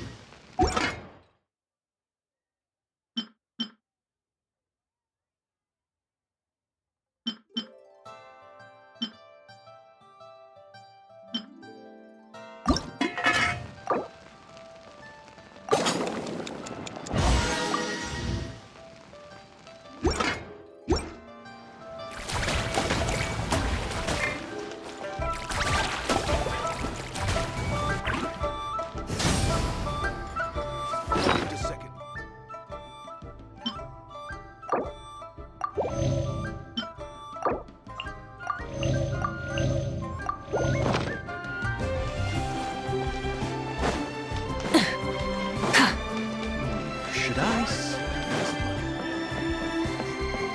Add astro. Thank you for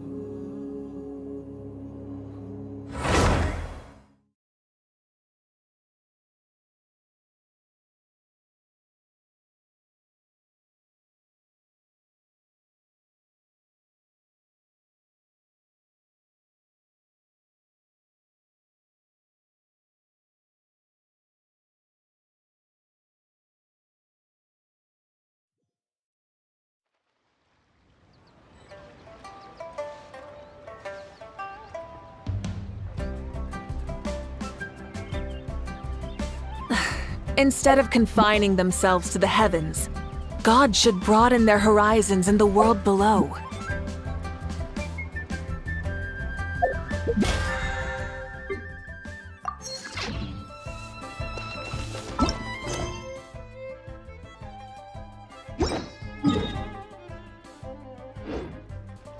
Try and stop me!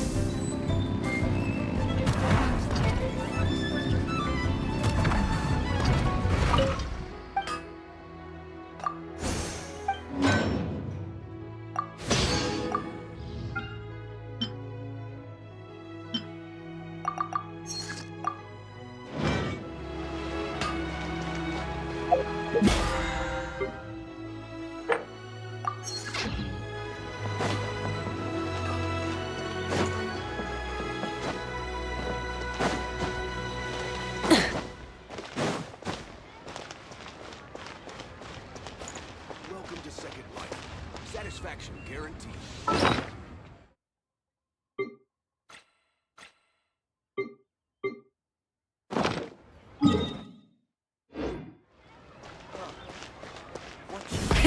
Rev the engines!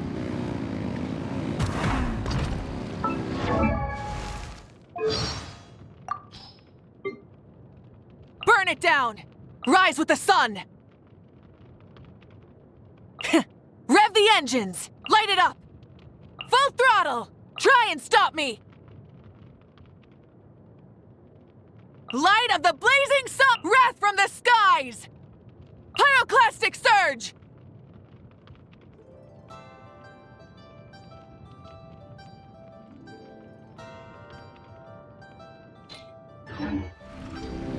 Add astra.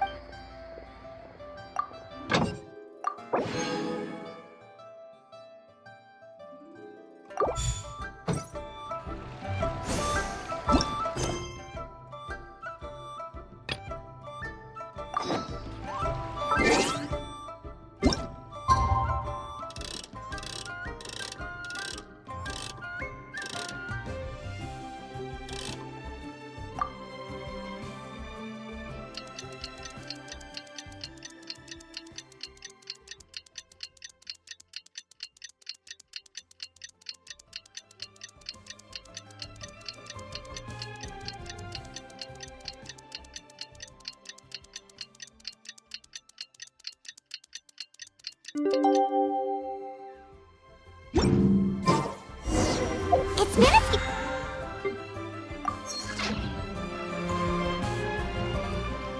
Let's head over to the Palais Mermonia to see how Kukuku's doing.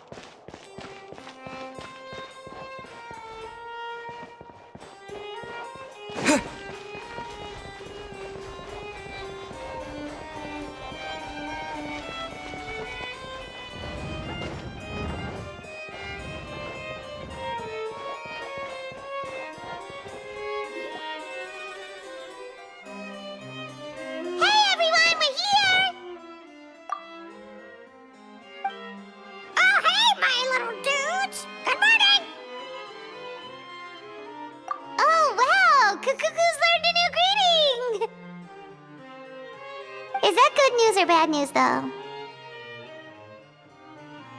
Sorry, I did everything within my power. But so far, I've only managed to teach him how to say good morning. Wait, so that's all you've been up to this whole time? Get out of here! Huh? Okay, so good mornings aside, please tell Paimon there's been some other progress too. Of course. That's why I'm here. Kukuku's not the only one that Mr. Wriothesley's been getting to talk. I'm referring, of course, to the convicts. It was nothing. These guys weren't exactly tough nuts to crack.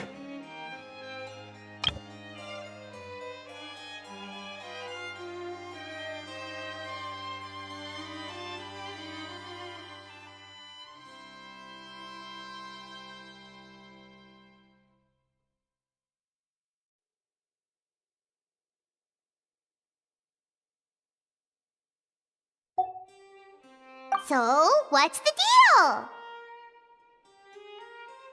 After racking their brains, they remembered speaking to an inconspicuous middle-aged man just as they were preparing to pack up and leave Natlan. He was dressed in the manner of the Children of Echoes and carrying a box. Plus, the description matches the one the gun was found in. All in all, he didn't look any different from your average Natlanese traveler. Perhaps seeing that they were dressed as merchants, this man stopped for a chat, inquiring where their goods were headed, and even asking if they could share a boat. The smugglers were very cautious, though. They didn't tell him any specifics. But all this happened before I crossed paths with them.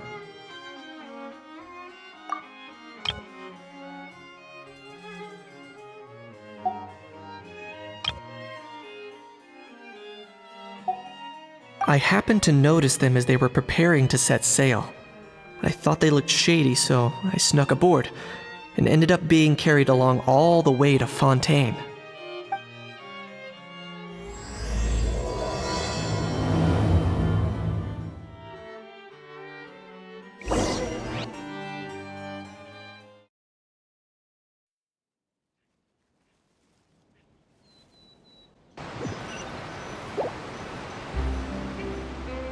Boss, do we know if those Fontainians will even like this stuff?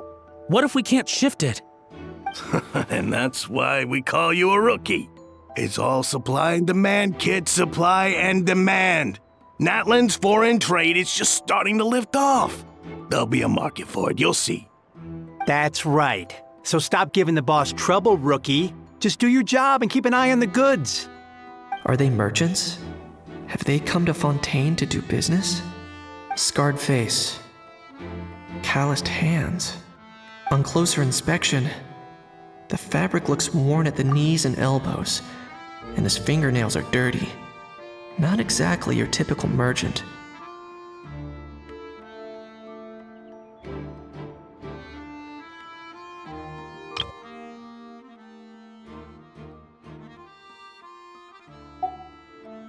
Could he have previously been a warrior?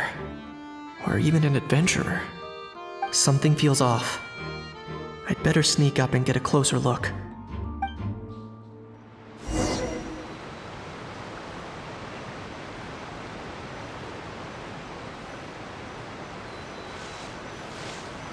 Nice thinking, boss.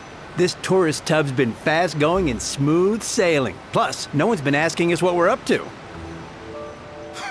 That goes without saying. Big cargo ship would have been too slow, whereas the smaller ones would have been faster but way too bumpy. If we ended up damaging the goods by accident, all these months spent grafting away would have gone up in smoke. Seriously? But there's hardly anything here. Would it really have taken them months to prepare? And why would they need to transport it with such care? Could they be secretly smuggling precious items out of Natlan? I'll need to find a way to get to the bottom of this.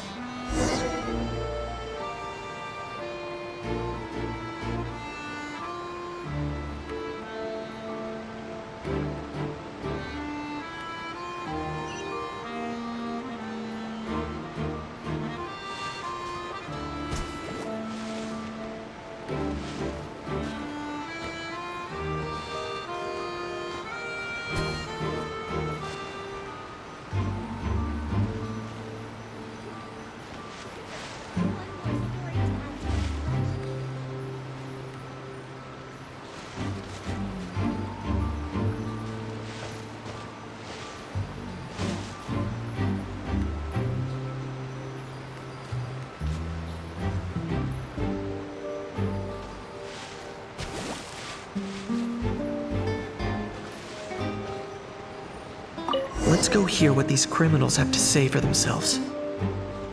Sure enough, there are relics inside the box. It's illegal to... Hey, why the long face? You're abroad on business, and you get to do some sightseeing while you're at it. Sounds like a pretty sweet deal to me. You'd better cheer up if you know what's good for you. I guess you're right. I was just worried I might have messed up with the packing, or that something's gonna go wrong along the way. Oh, pull yourself together.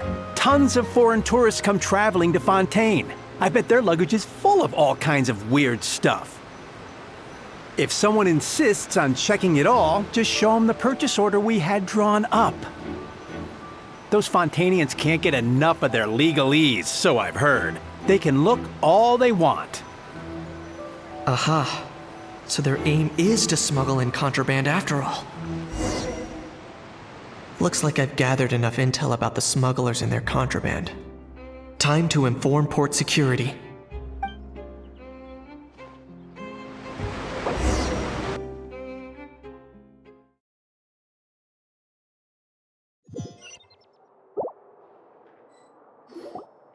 So anyway, that was when I went and told the Fontainian guards about my suspicions. After an investigation and a chase, they finally apprehended them and sent them on their way. Well, guess they're headed exactly where they should be. Thanks. Based on your recollections just now... I was completely focused on those smugglers at the time, so I wasn't really paying attention to other passers-by.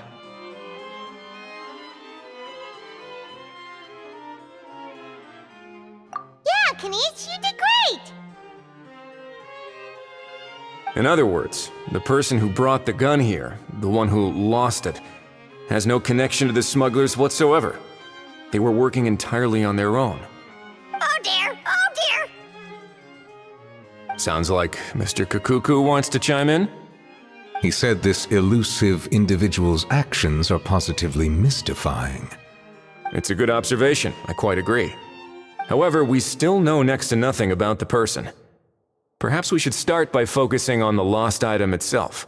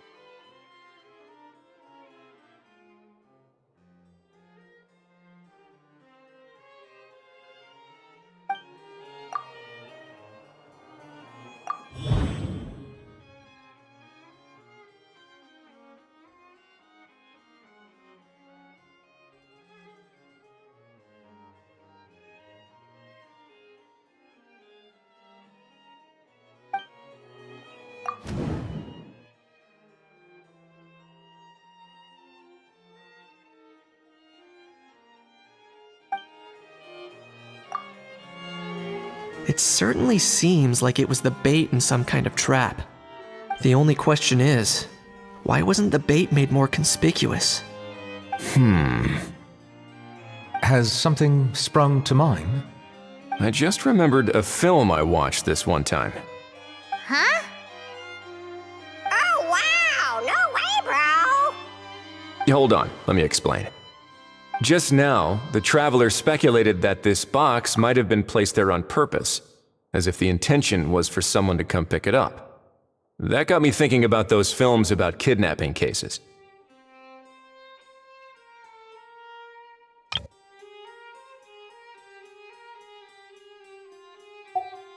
When they demand their ransom, the kidnappers tell the victim's family to leave money or valuables at a designated spot for someone to come pick up. That doesn't merely happen in films. There have been similar cases in real life. In fact, if anything, it's probably the real-life events that inspired the films. Sounds plausible. Ooh. Wait.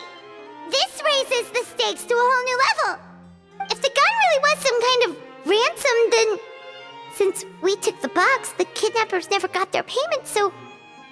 does that mean they executed the hostage?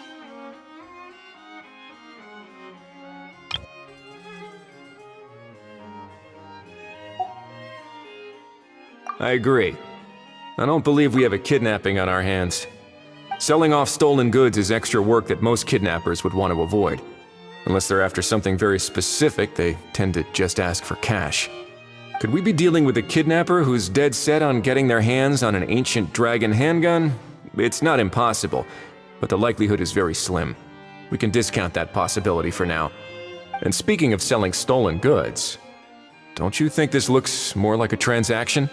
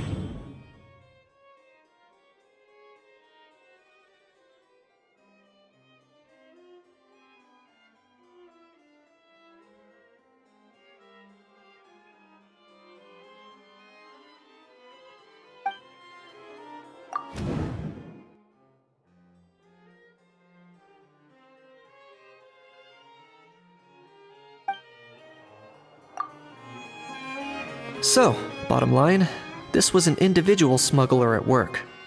Exactly. And it was the location itself that caused the deal to fall through. The last thing they would have expected was for a quiet beach to turn into a bustling film convention overnight. Not only is the area now packed with tourists, but the Spina di Rosula have a presence there. I'll bet that both parties were completely caught off guard. That sounds like a plausible theory, but how do we verify it? Looks like your people better start rolling up their sleeves. How so? Easy. Just follow the usual procedure by putting up a lost and found notice. The more routine we make it seem, the more likely the suspect will come forward to claim it. Even if they send a proxy, we're liable to get our hands on new leads. And timing-wise, it's about time we updated the bulletin board anyway. All we need now is a lucky gestionnaire to write up the notice for us post-haste. Ah, so that's what you meant by rolling up their sleeves. In that case, I may as well write it myself. Delegating this to someone else would require an additional explanation.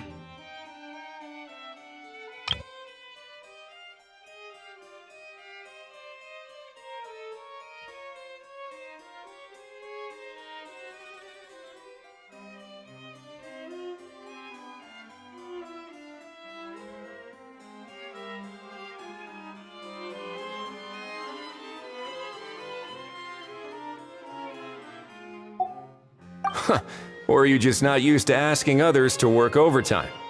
Is that really a major concern here?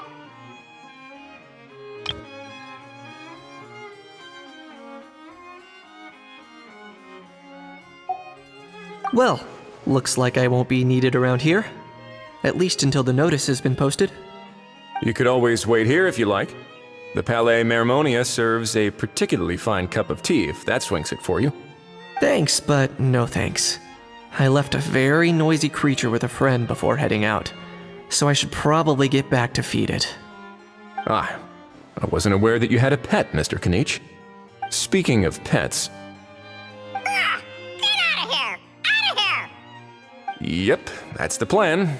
Out of here indeed. I believe that what Wriothesley is trying to say is, you are free to leave, Mr. Kukuku.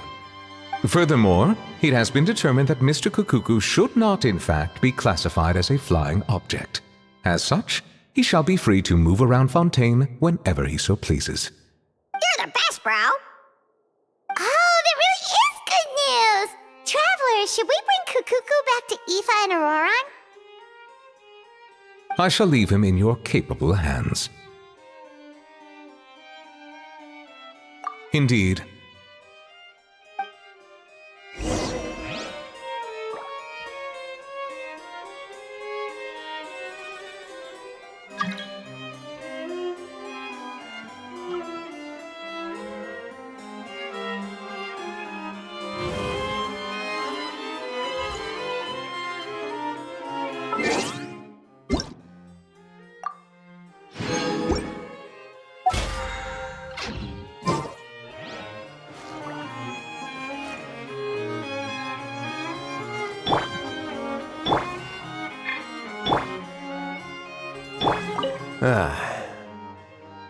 know, all this has made me realize that I'd quite like to have a pet. If that proves inconvenient within the fortress of Meripede, perhaps you should consider finding a place in the court of Fontaine. That actually sounds like a good idea. In the past, I always dismissed the idea of buying a property in the city. The prophecy about the floods meant it never seemed like a worthwhile investment. But now... This might be a good time for you to re-examine the documents I gave you regarding your title as Duke. Huh? Citizens with honorary titles are eligible for certain benefits when purchasing property in the court of Fontaine. Really? How about this? You read through your documents from start to finish, while I write up the lost and found notice.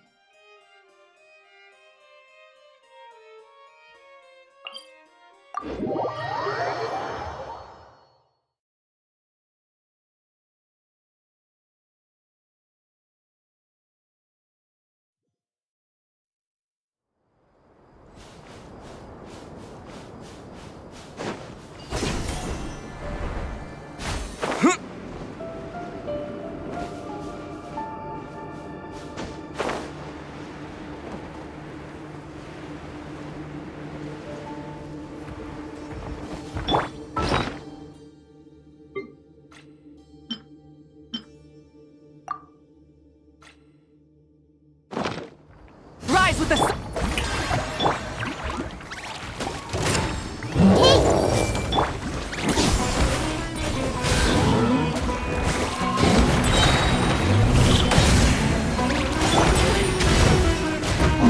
Light it up! Time to buckle down.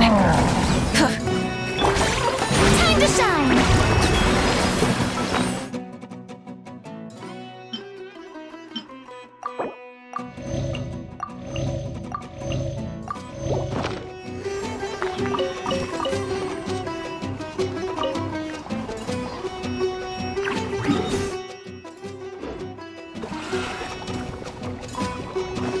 Shower me with the...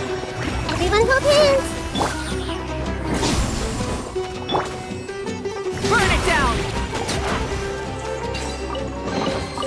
The rewards of an adventure worth remembering.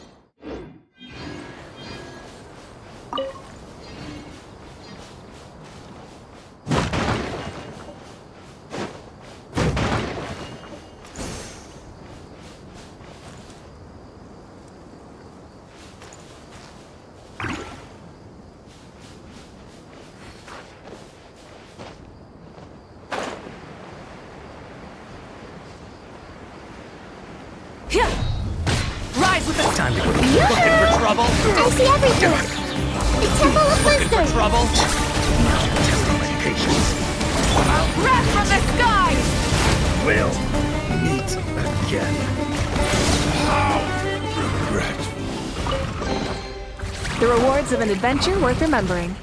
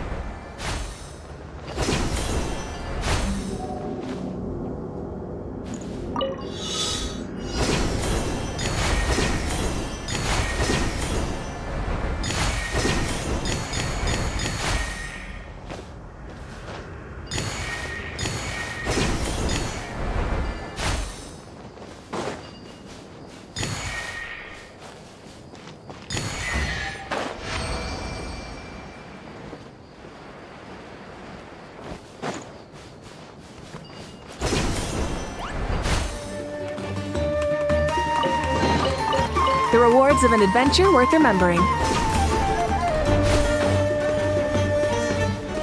Burn it down! Show a new trick!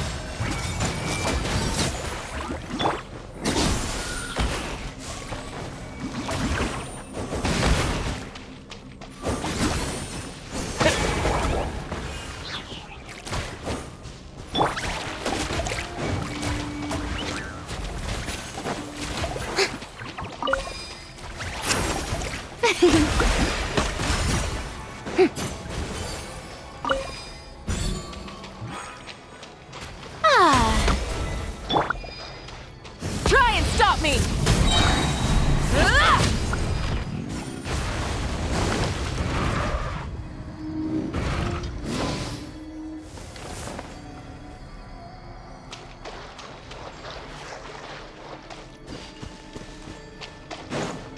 Ka!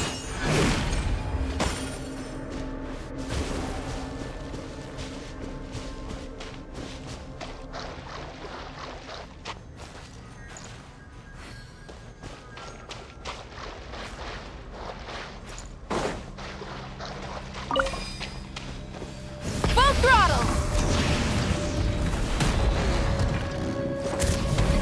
Incinerate!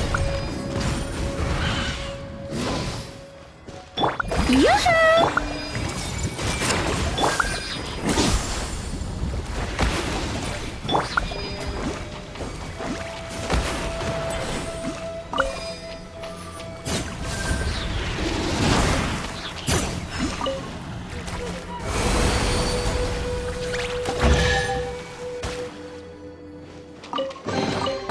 Take it. Go on. You have my approval.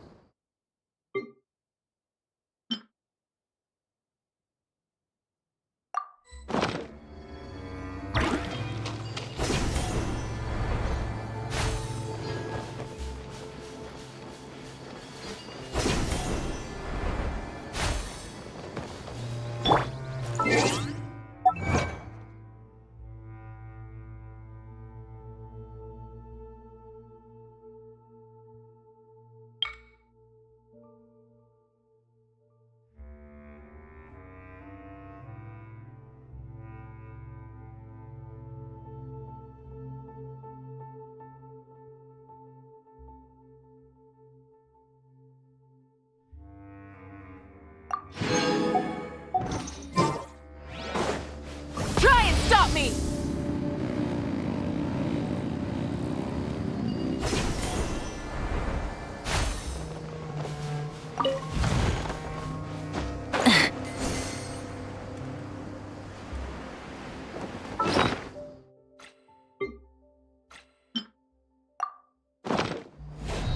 You are not welcome. Rise with the sun! Feeling lucky today? Stop fighting! You want this one? Try and stop me! Light of the blazing sun! Regret.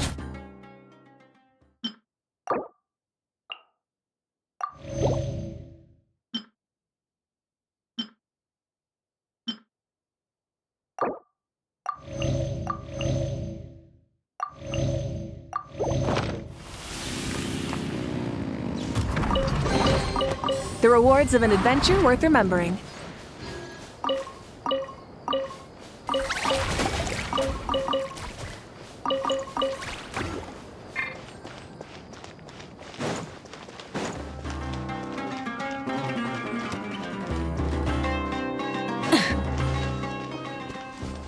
Light it up!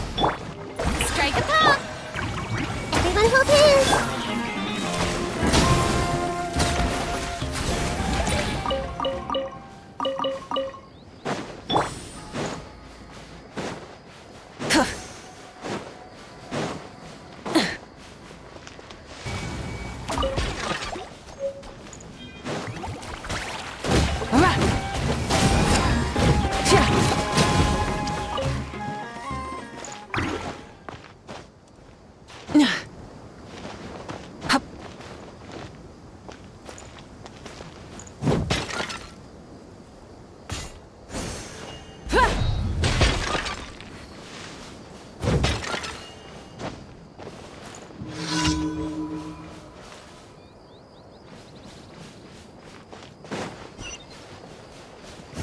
down! I see everything!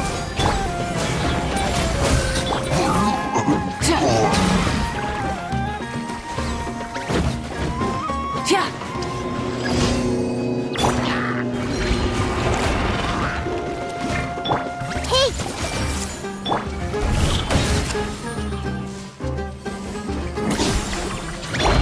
Let my name echo in song! Shower me with the... Rise with the sun! Wrath from the sky!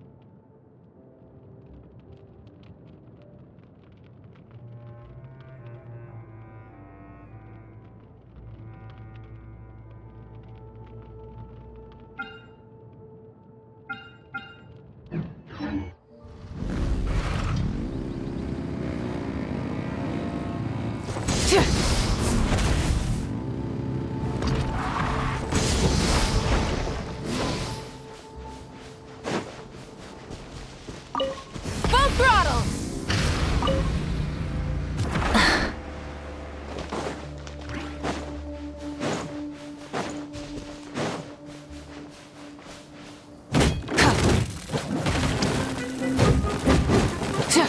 Light it up! Yoo-hoo!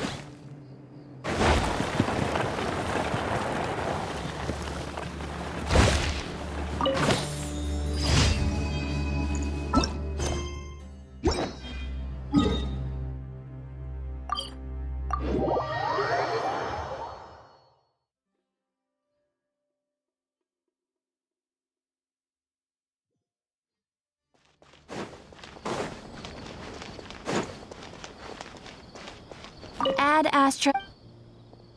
Thank you for complete.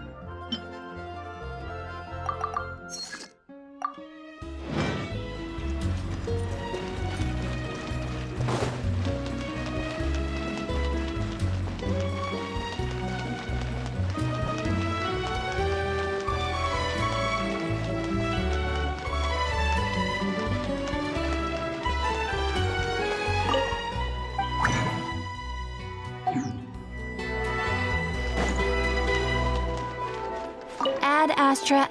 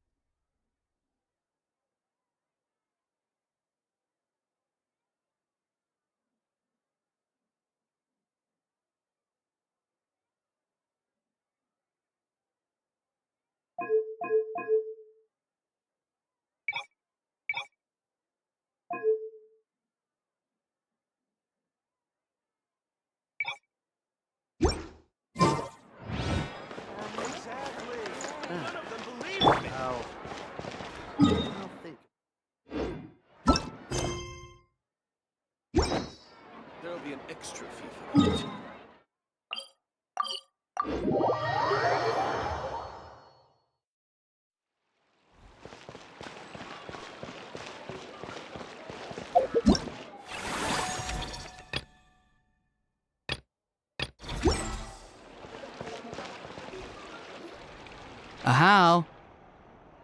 What? What now?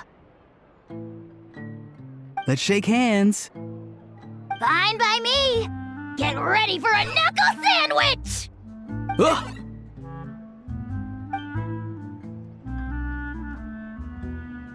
Oh, nice dodge. Paimon feels strangely inclined to keep a safe distance. Did you miss me, bro? Cuckoo, you're free! Ugh, not you again. Nope, didn't miss you in the slightest. Hey, Gramps. And hey, Paimon and Kanich. It's good to see you all. Thanks for bringing Kukuku back. Get it away! Get it away from me! Nice to meet you, bro. Who are you calling bro?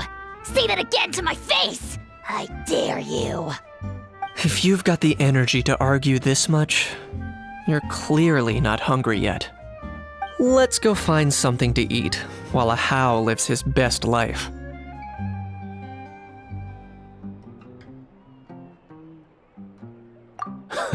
Poor How. He spent all day being tormented by Auroron, only to discover that the suffering's just begun. Eva, as a Saurian vet, how can you just sit back and watch our little dragon bro suffer? Huh? How am I the bad guy? Even hear yourself? Ah! Doesn't anyone want to hear how Kukuku got out of jail?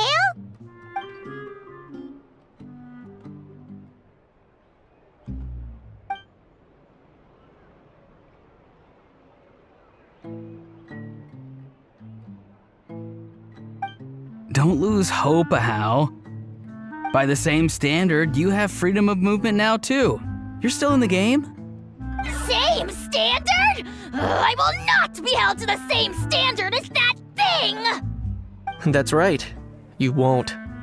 As far as I understand, the Palais Mermonia will want to assess your case on its own merits before they grant you freedom of movement.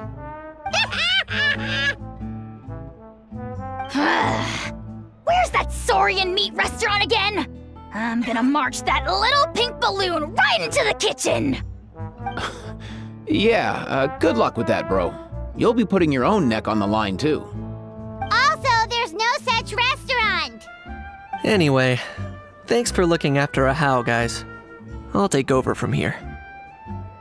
Why, you?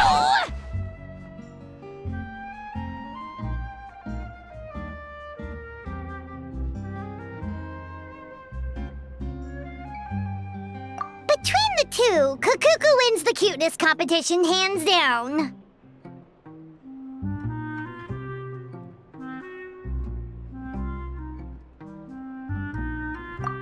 Really? Thanks! Wait, who are the other contestants, though?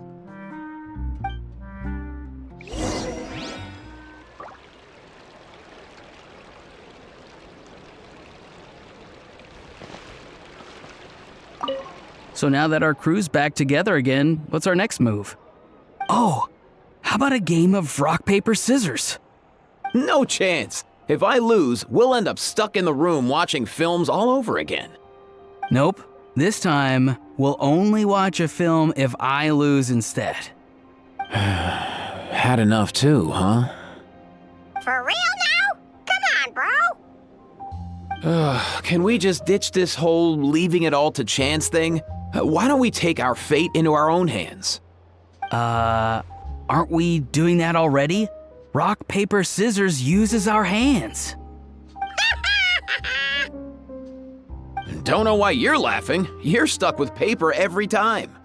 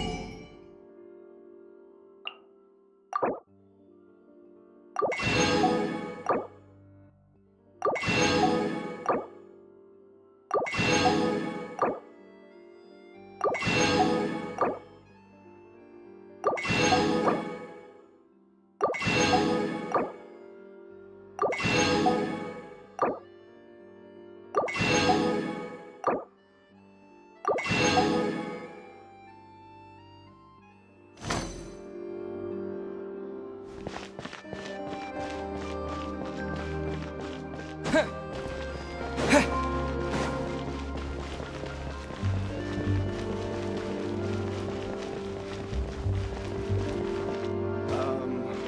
did you want exactly?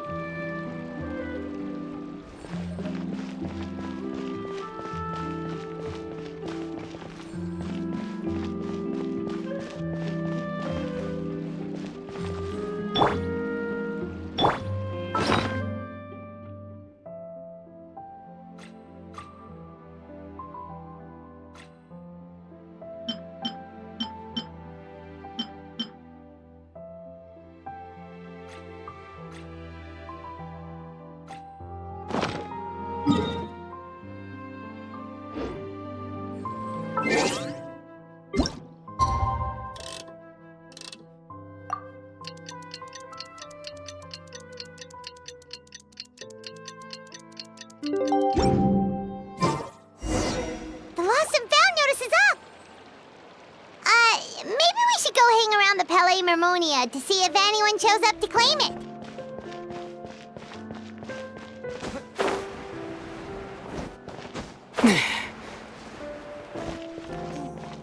I could make a fortune from this.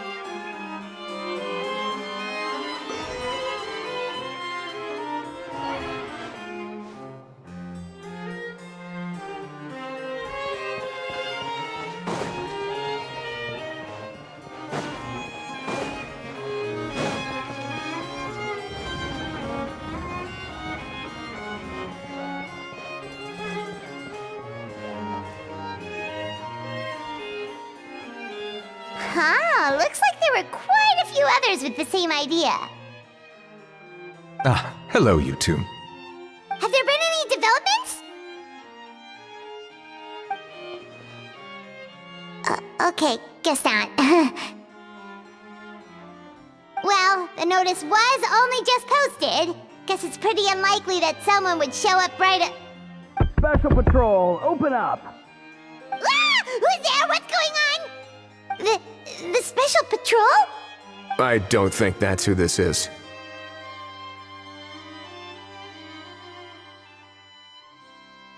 Hey, this isn't the time for silly jokes! Let's go check it out.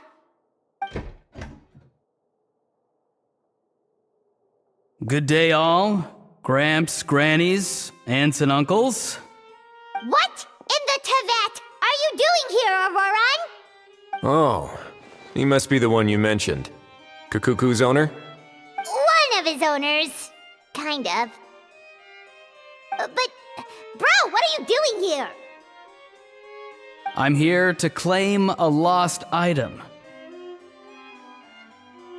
Is this the person you saw on the boat, Mr. Kinich? Somehow I highly doubt that. For starters, he just addressed us as Gramps and Grannies. And unless this is the youngest looking middle-aged man in the world, I don't think he's our guy. Huh. Was there something wrong with my door-knocking etiquette? That's how they do it in all the films. That's not door-knocking etiquette. That's the Special Security and Surveillance Patrol doing their job! Completely different things! Oh, I see. I figured it was just a polite way of requesting entry to show the people inside you had something important to discuss. Oh, sorry about that. I totally goofed that one up. Give me a moment. I'll go back out and try again.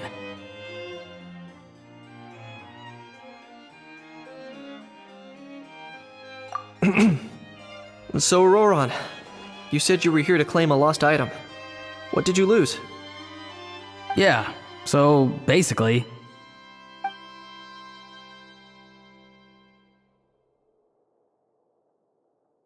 For real now? Oh, come on, bro. Auroran, be honest now.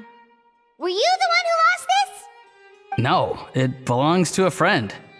So it belongs to Aoife? Of course not.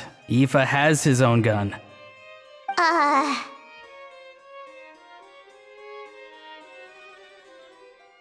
All right then. I knew this wouldn't go well. So here's what went down. This morning, Aoife and I were playing rock, paper, scissors. Before long, he'd lost, as he usually does. So we figured we'd head out and visit some of the Cour de Fontaine's famous landmarks. When we got near the plaza, a man suddenly stopped us to ask for help. He said that he had lost something and that someone had found it and sent it over to the Palais Mermonia. but apparently he used to work here and was worried it'd be awkward bumping into his old coworkers, so he asked us to pretend to be the owners and claim it on his behalf. You didn't manage to keep that pretense up for long. It's fine. I'm not the one who feels awkward anyway. So, a former employee of the Palais Mermonia. Was this individual a Fontaine native? Yes, at least I assume so. He looked like a well-dressed gentleman to me. We were about to refuse, but he was so polite. Could it have been a disguise? Oh no. Auroron, Paimon thinks you've been tricked. This person might be in cahoots with the bad guys. Oh, maybe he already took off and escaped as soon as your mission went pear-shaped. No way. I'm not that dumb. Huh? He's not going anywhere. Aoife and Kakuku are keeping an eye on him over at the plaza. Keeping an eye on him. I like the sound of that. In that case, let's hurry over to where Aoife is. Time to catch that con man and find out what's really going on here. Wait a minute, I have a question first. Traveler, Paimon. You're pretty famous in Natlan, right? Oh, we're basically household names. But why do you ask? Would that be a problem? Remember when I said that the seller might be watching in secret? If so, then picking Auroron to do their dirty work was a careless mistake on their part. It suggests that the person who got Auroron to claim the item might not be fully in the know themselves. There are plenty of unanswered questions, but standing around racking our brains won't help. However, I still suggest that the famous faces among us, meaning the Traveler and Kinich, oh, and of course, Monsieur Nivelette too, stay here for the time being. We'll empty the box, give it to Auroron, and then he can claim the item as if nothing happened. I'll follow to check if anyone is watching. I doubt anyone would recognize me anyway, so I shouldn't draw too much attention. I think this plan is worth a try. I shall leave it to the pair of you. So, I have to go undercover again, right? Well, not exactly undercover. Just drop the special patrol persona and be yourself instead. Roger that. Over and out.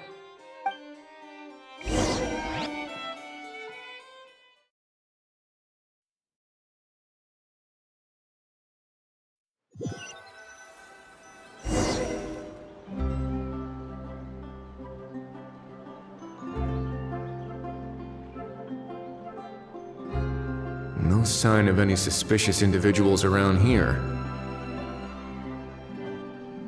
Auroron has entered the elevator as planned. I'll head over to the plaza now.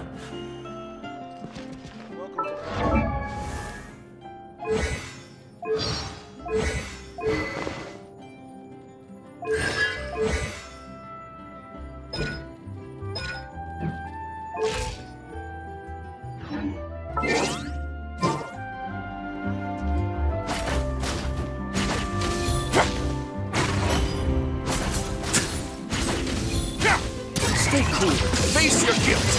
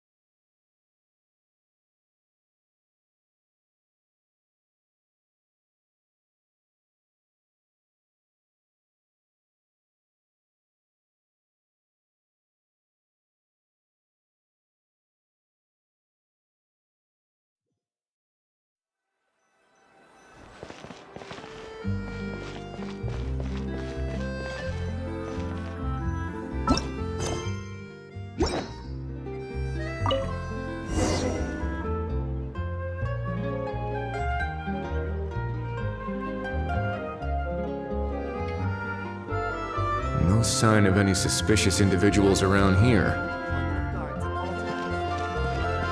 Auroron has entered the elevator as planned. I'll head over to the plaza now.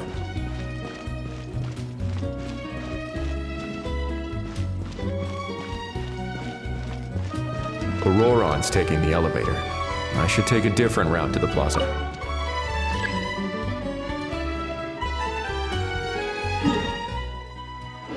Auroron's taking the elevator.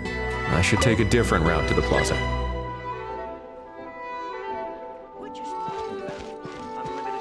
Auroron's taking the elevator. I should take a different route to the plaza.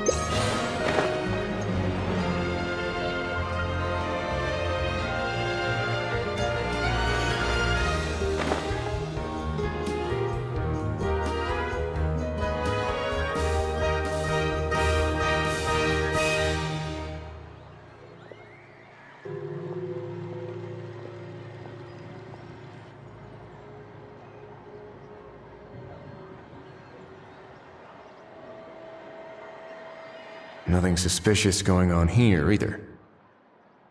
Strange. Maybe we're overthinking this? Oh dear! Oh dear! Stop with the pecking! Stop with the pecking!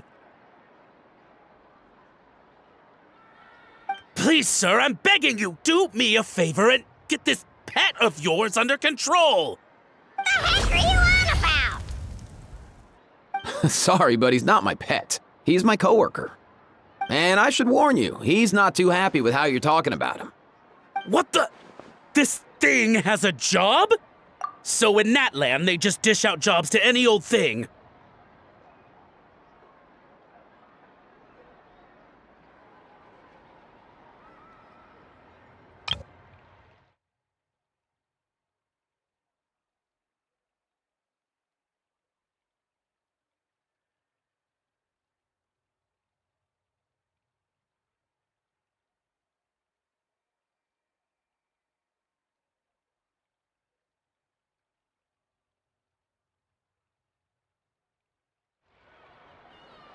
Uh-oh.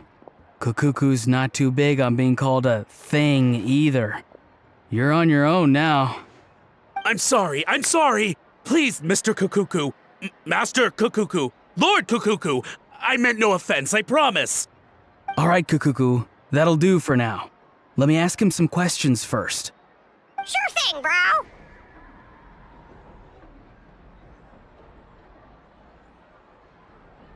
Auroron actually looks pretty serious this time. Was he just pretending to be clueless earlier? Interesting. Think I'll sit back and see how this plays out. You actually got it? Wow, didn't think it would be that easy.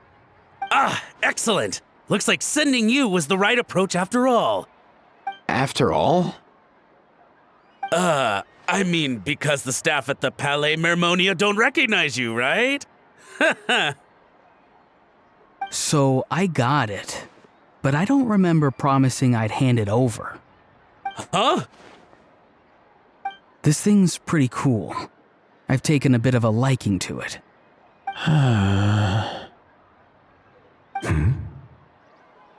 Please don't do this, my good sir, my master, my lord. My very life hangs in the balance.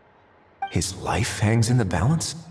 If this means so much to you, what are you gonna offer me in return?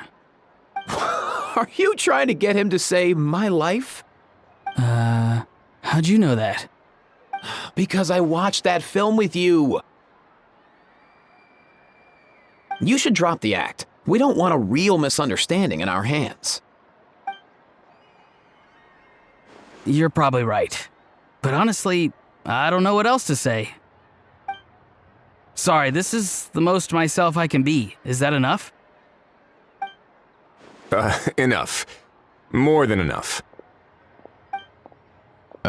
Who's this dude? Just think of me as a staff member from the Palais Mermonia. Now, if you don't mind, I have some questions for this gentleman about that life or death treasure you were just discussing. Truthful answers appreciated, of course. Oh no, I'm toast now. What's that supposed to mean? You don't think the Palais Mermonia has the ability to protect our citizens? No, I mean, yes, of course they do. Please ask away. I could do that. But I'd rather you just tell the whole story, from the beginning. I suppose I only have myself to blame. Such a rare antique, I couldn't resist. I'm a collector of antiques. Nothing excites me more than rare, old relics, and to be completely honest, if someone's selling, I'm buying. I don't care to ask where they sourced their goods. As for the seller of this particular item, well, I've never met him in person. We've had some prior dealings, but always under the cover of coded ads in some shady tabloids. Lost and found notices, missing person ads, that sort of thing. As long as I took care to hide a time and place somewhere within the text, then slipped some mora into the envelope before submitting the ad, it would get published. And that was that. No fuss, no trace. Simple, right? Normally, everything goes off without a hitch. But this time, I arrive at the pickup spot expecting a discreet in and out, and instead, I find a whole construction crew at work. That was not what we'd agreed, but I couldn't just let it go, so I reached out to him again the same way as usual. He replied, and do you know what he said? He told me that the item's now in the Palais Mermonia. Well, he wasn't lying about that.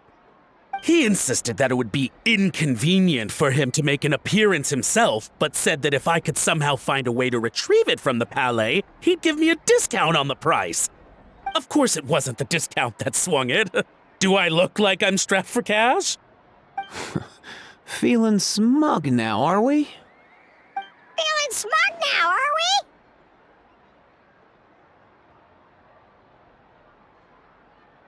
we? No, please go easy on me. Go on.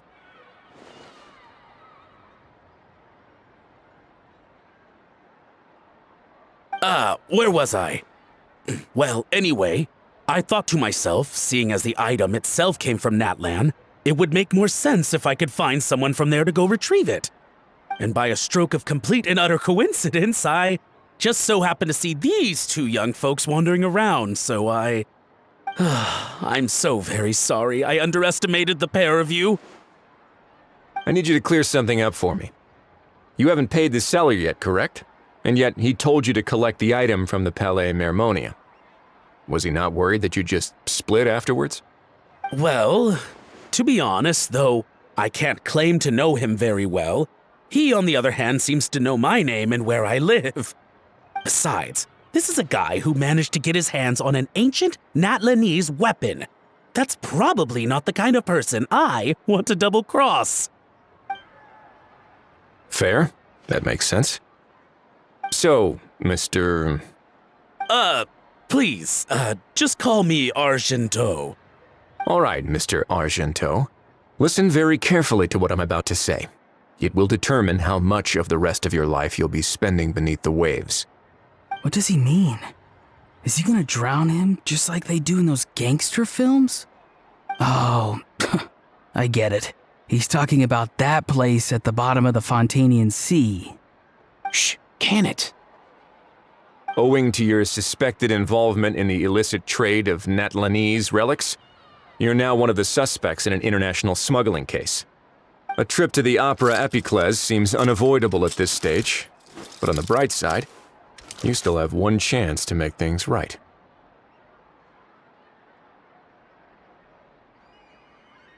Okay. Do I really? Please tell me what to do. It's very simple. Just reach out to your seller in the same way as usual, arrange to meet, bring the money, and make the deal. Just be sure to let me know all the details. I'm talking time, place, the whole lot.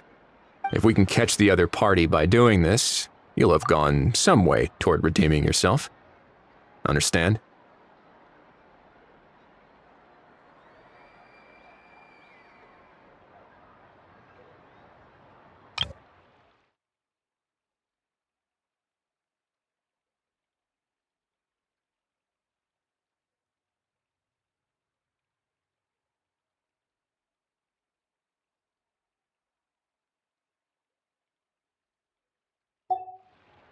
Oh, I see. I understand. You shall have my full and unadulterated cooperation. Good. Don't break the law, and don't even think about making a run for it. The Palais Mermonia will be watching you and ensuring your safety. All right, take the box, but leave your ID and other documents behind. You can go now. As for you two, protocol dictates that I should take you both back to the Palais and have you sign a confidentiality agreement. But that would take a lot of time and effort. Such a hassle, bro! See, Mr. Kukuku knows exactly where I'm coming from. So, I was thinking, since you're all friends of the Traveler... I understand, sir. We got dragged into this by accident, and it has diddly squat to do with us. And out of respect for the Traveler, we won't say another word. Oh, I know this part. We better keep our mouths shut or we'll both be sleeping with the fishes in the tailor-made pair of cement shoes.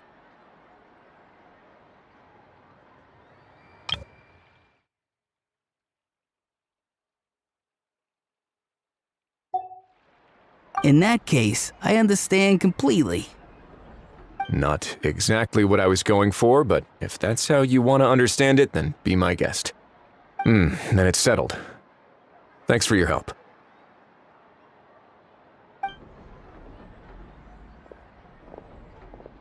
Boy, am I glad that's over. That's enough work for one day. Time to head back.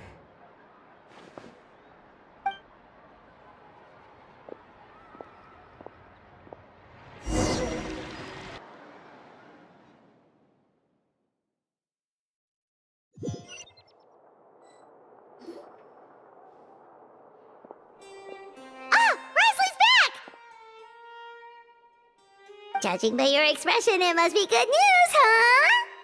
It went smoothly, on the whole.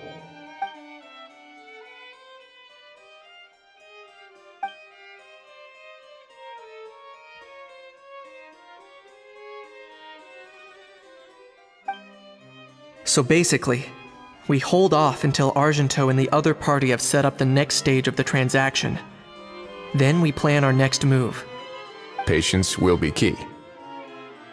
I get that. It's like hunting. I'm just not sure the other party will take the bait so easily. Well, if he didn't need the money, or if he valued self-preservation over making a profit, he could have walked away as soon as the contraband was brought to the Palais Mermonia.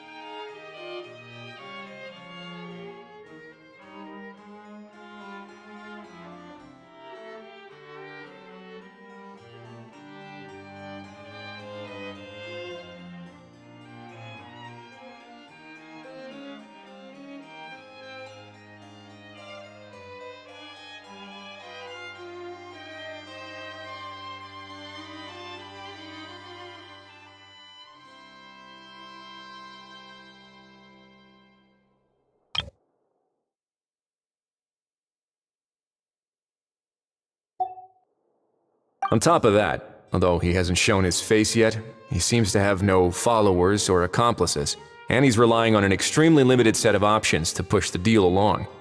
So, if you ask me, he seems like someone who cares a lot about his image and has a somewhat high opinion of himself, but lacks any real ability. I almost get the feeling that if he misses out on this opportunity, he won't have any other way of making money. His every move is like a spin of the roulette wheel, hoping that the ball will land exactly where he wants it to.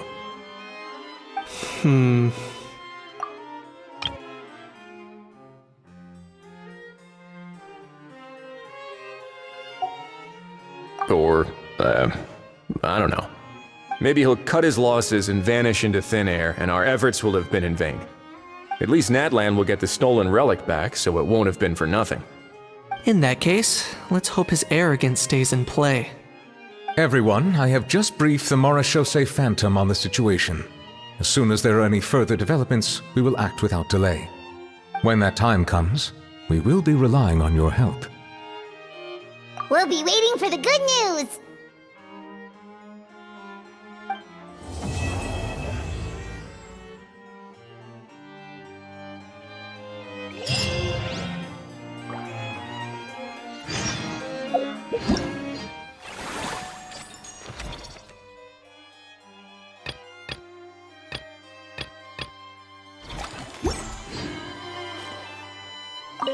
On the topic of kidnapping cases,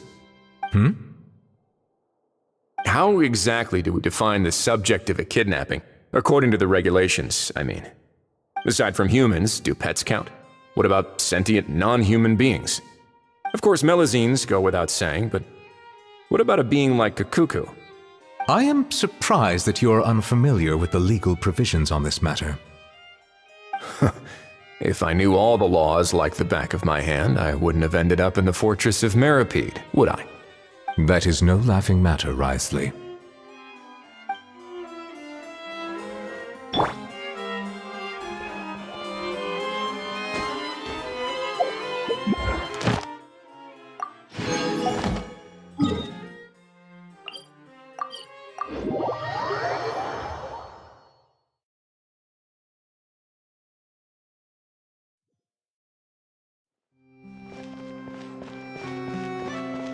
Add Astro.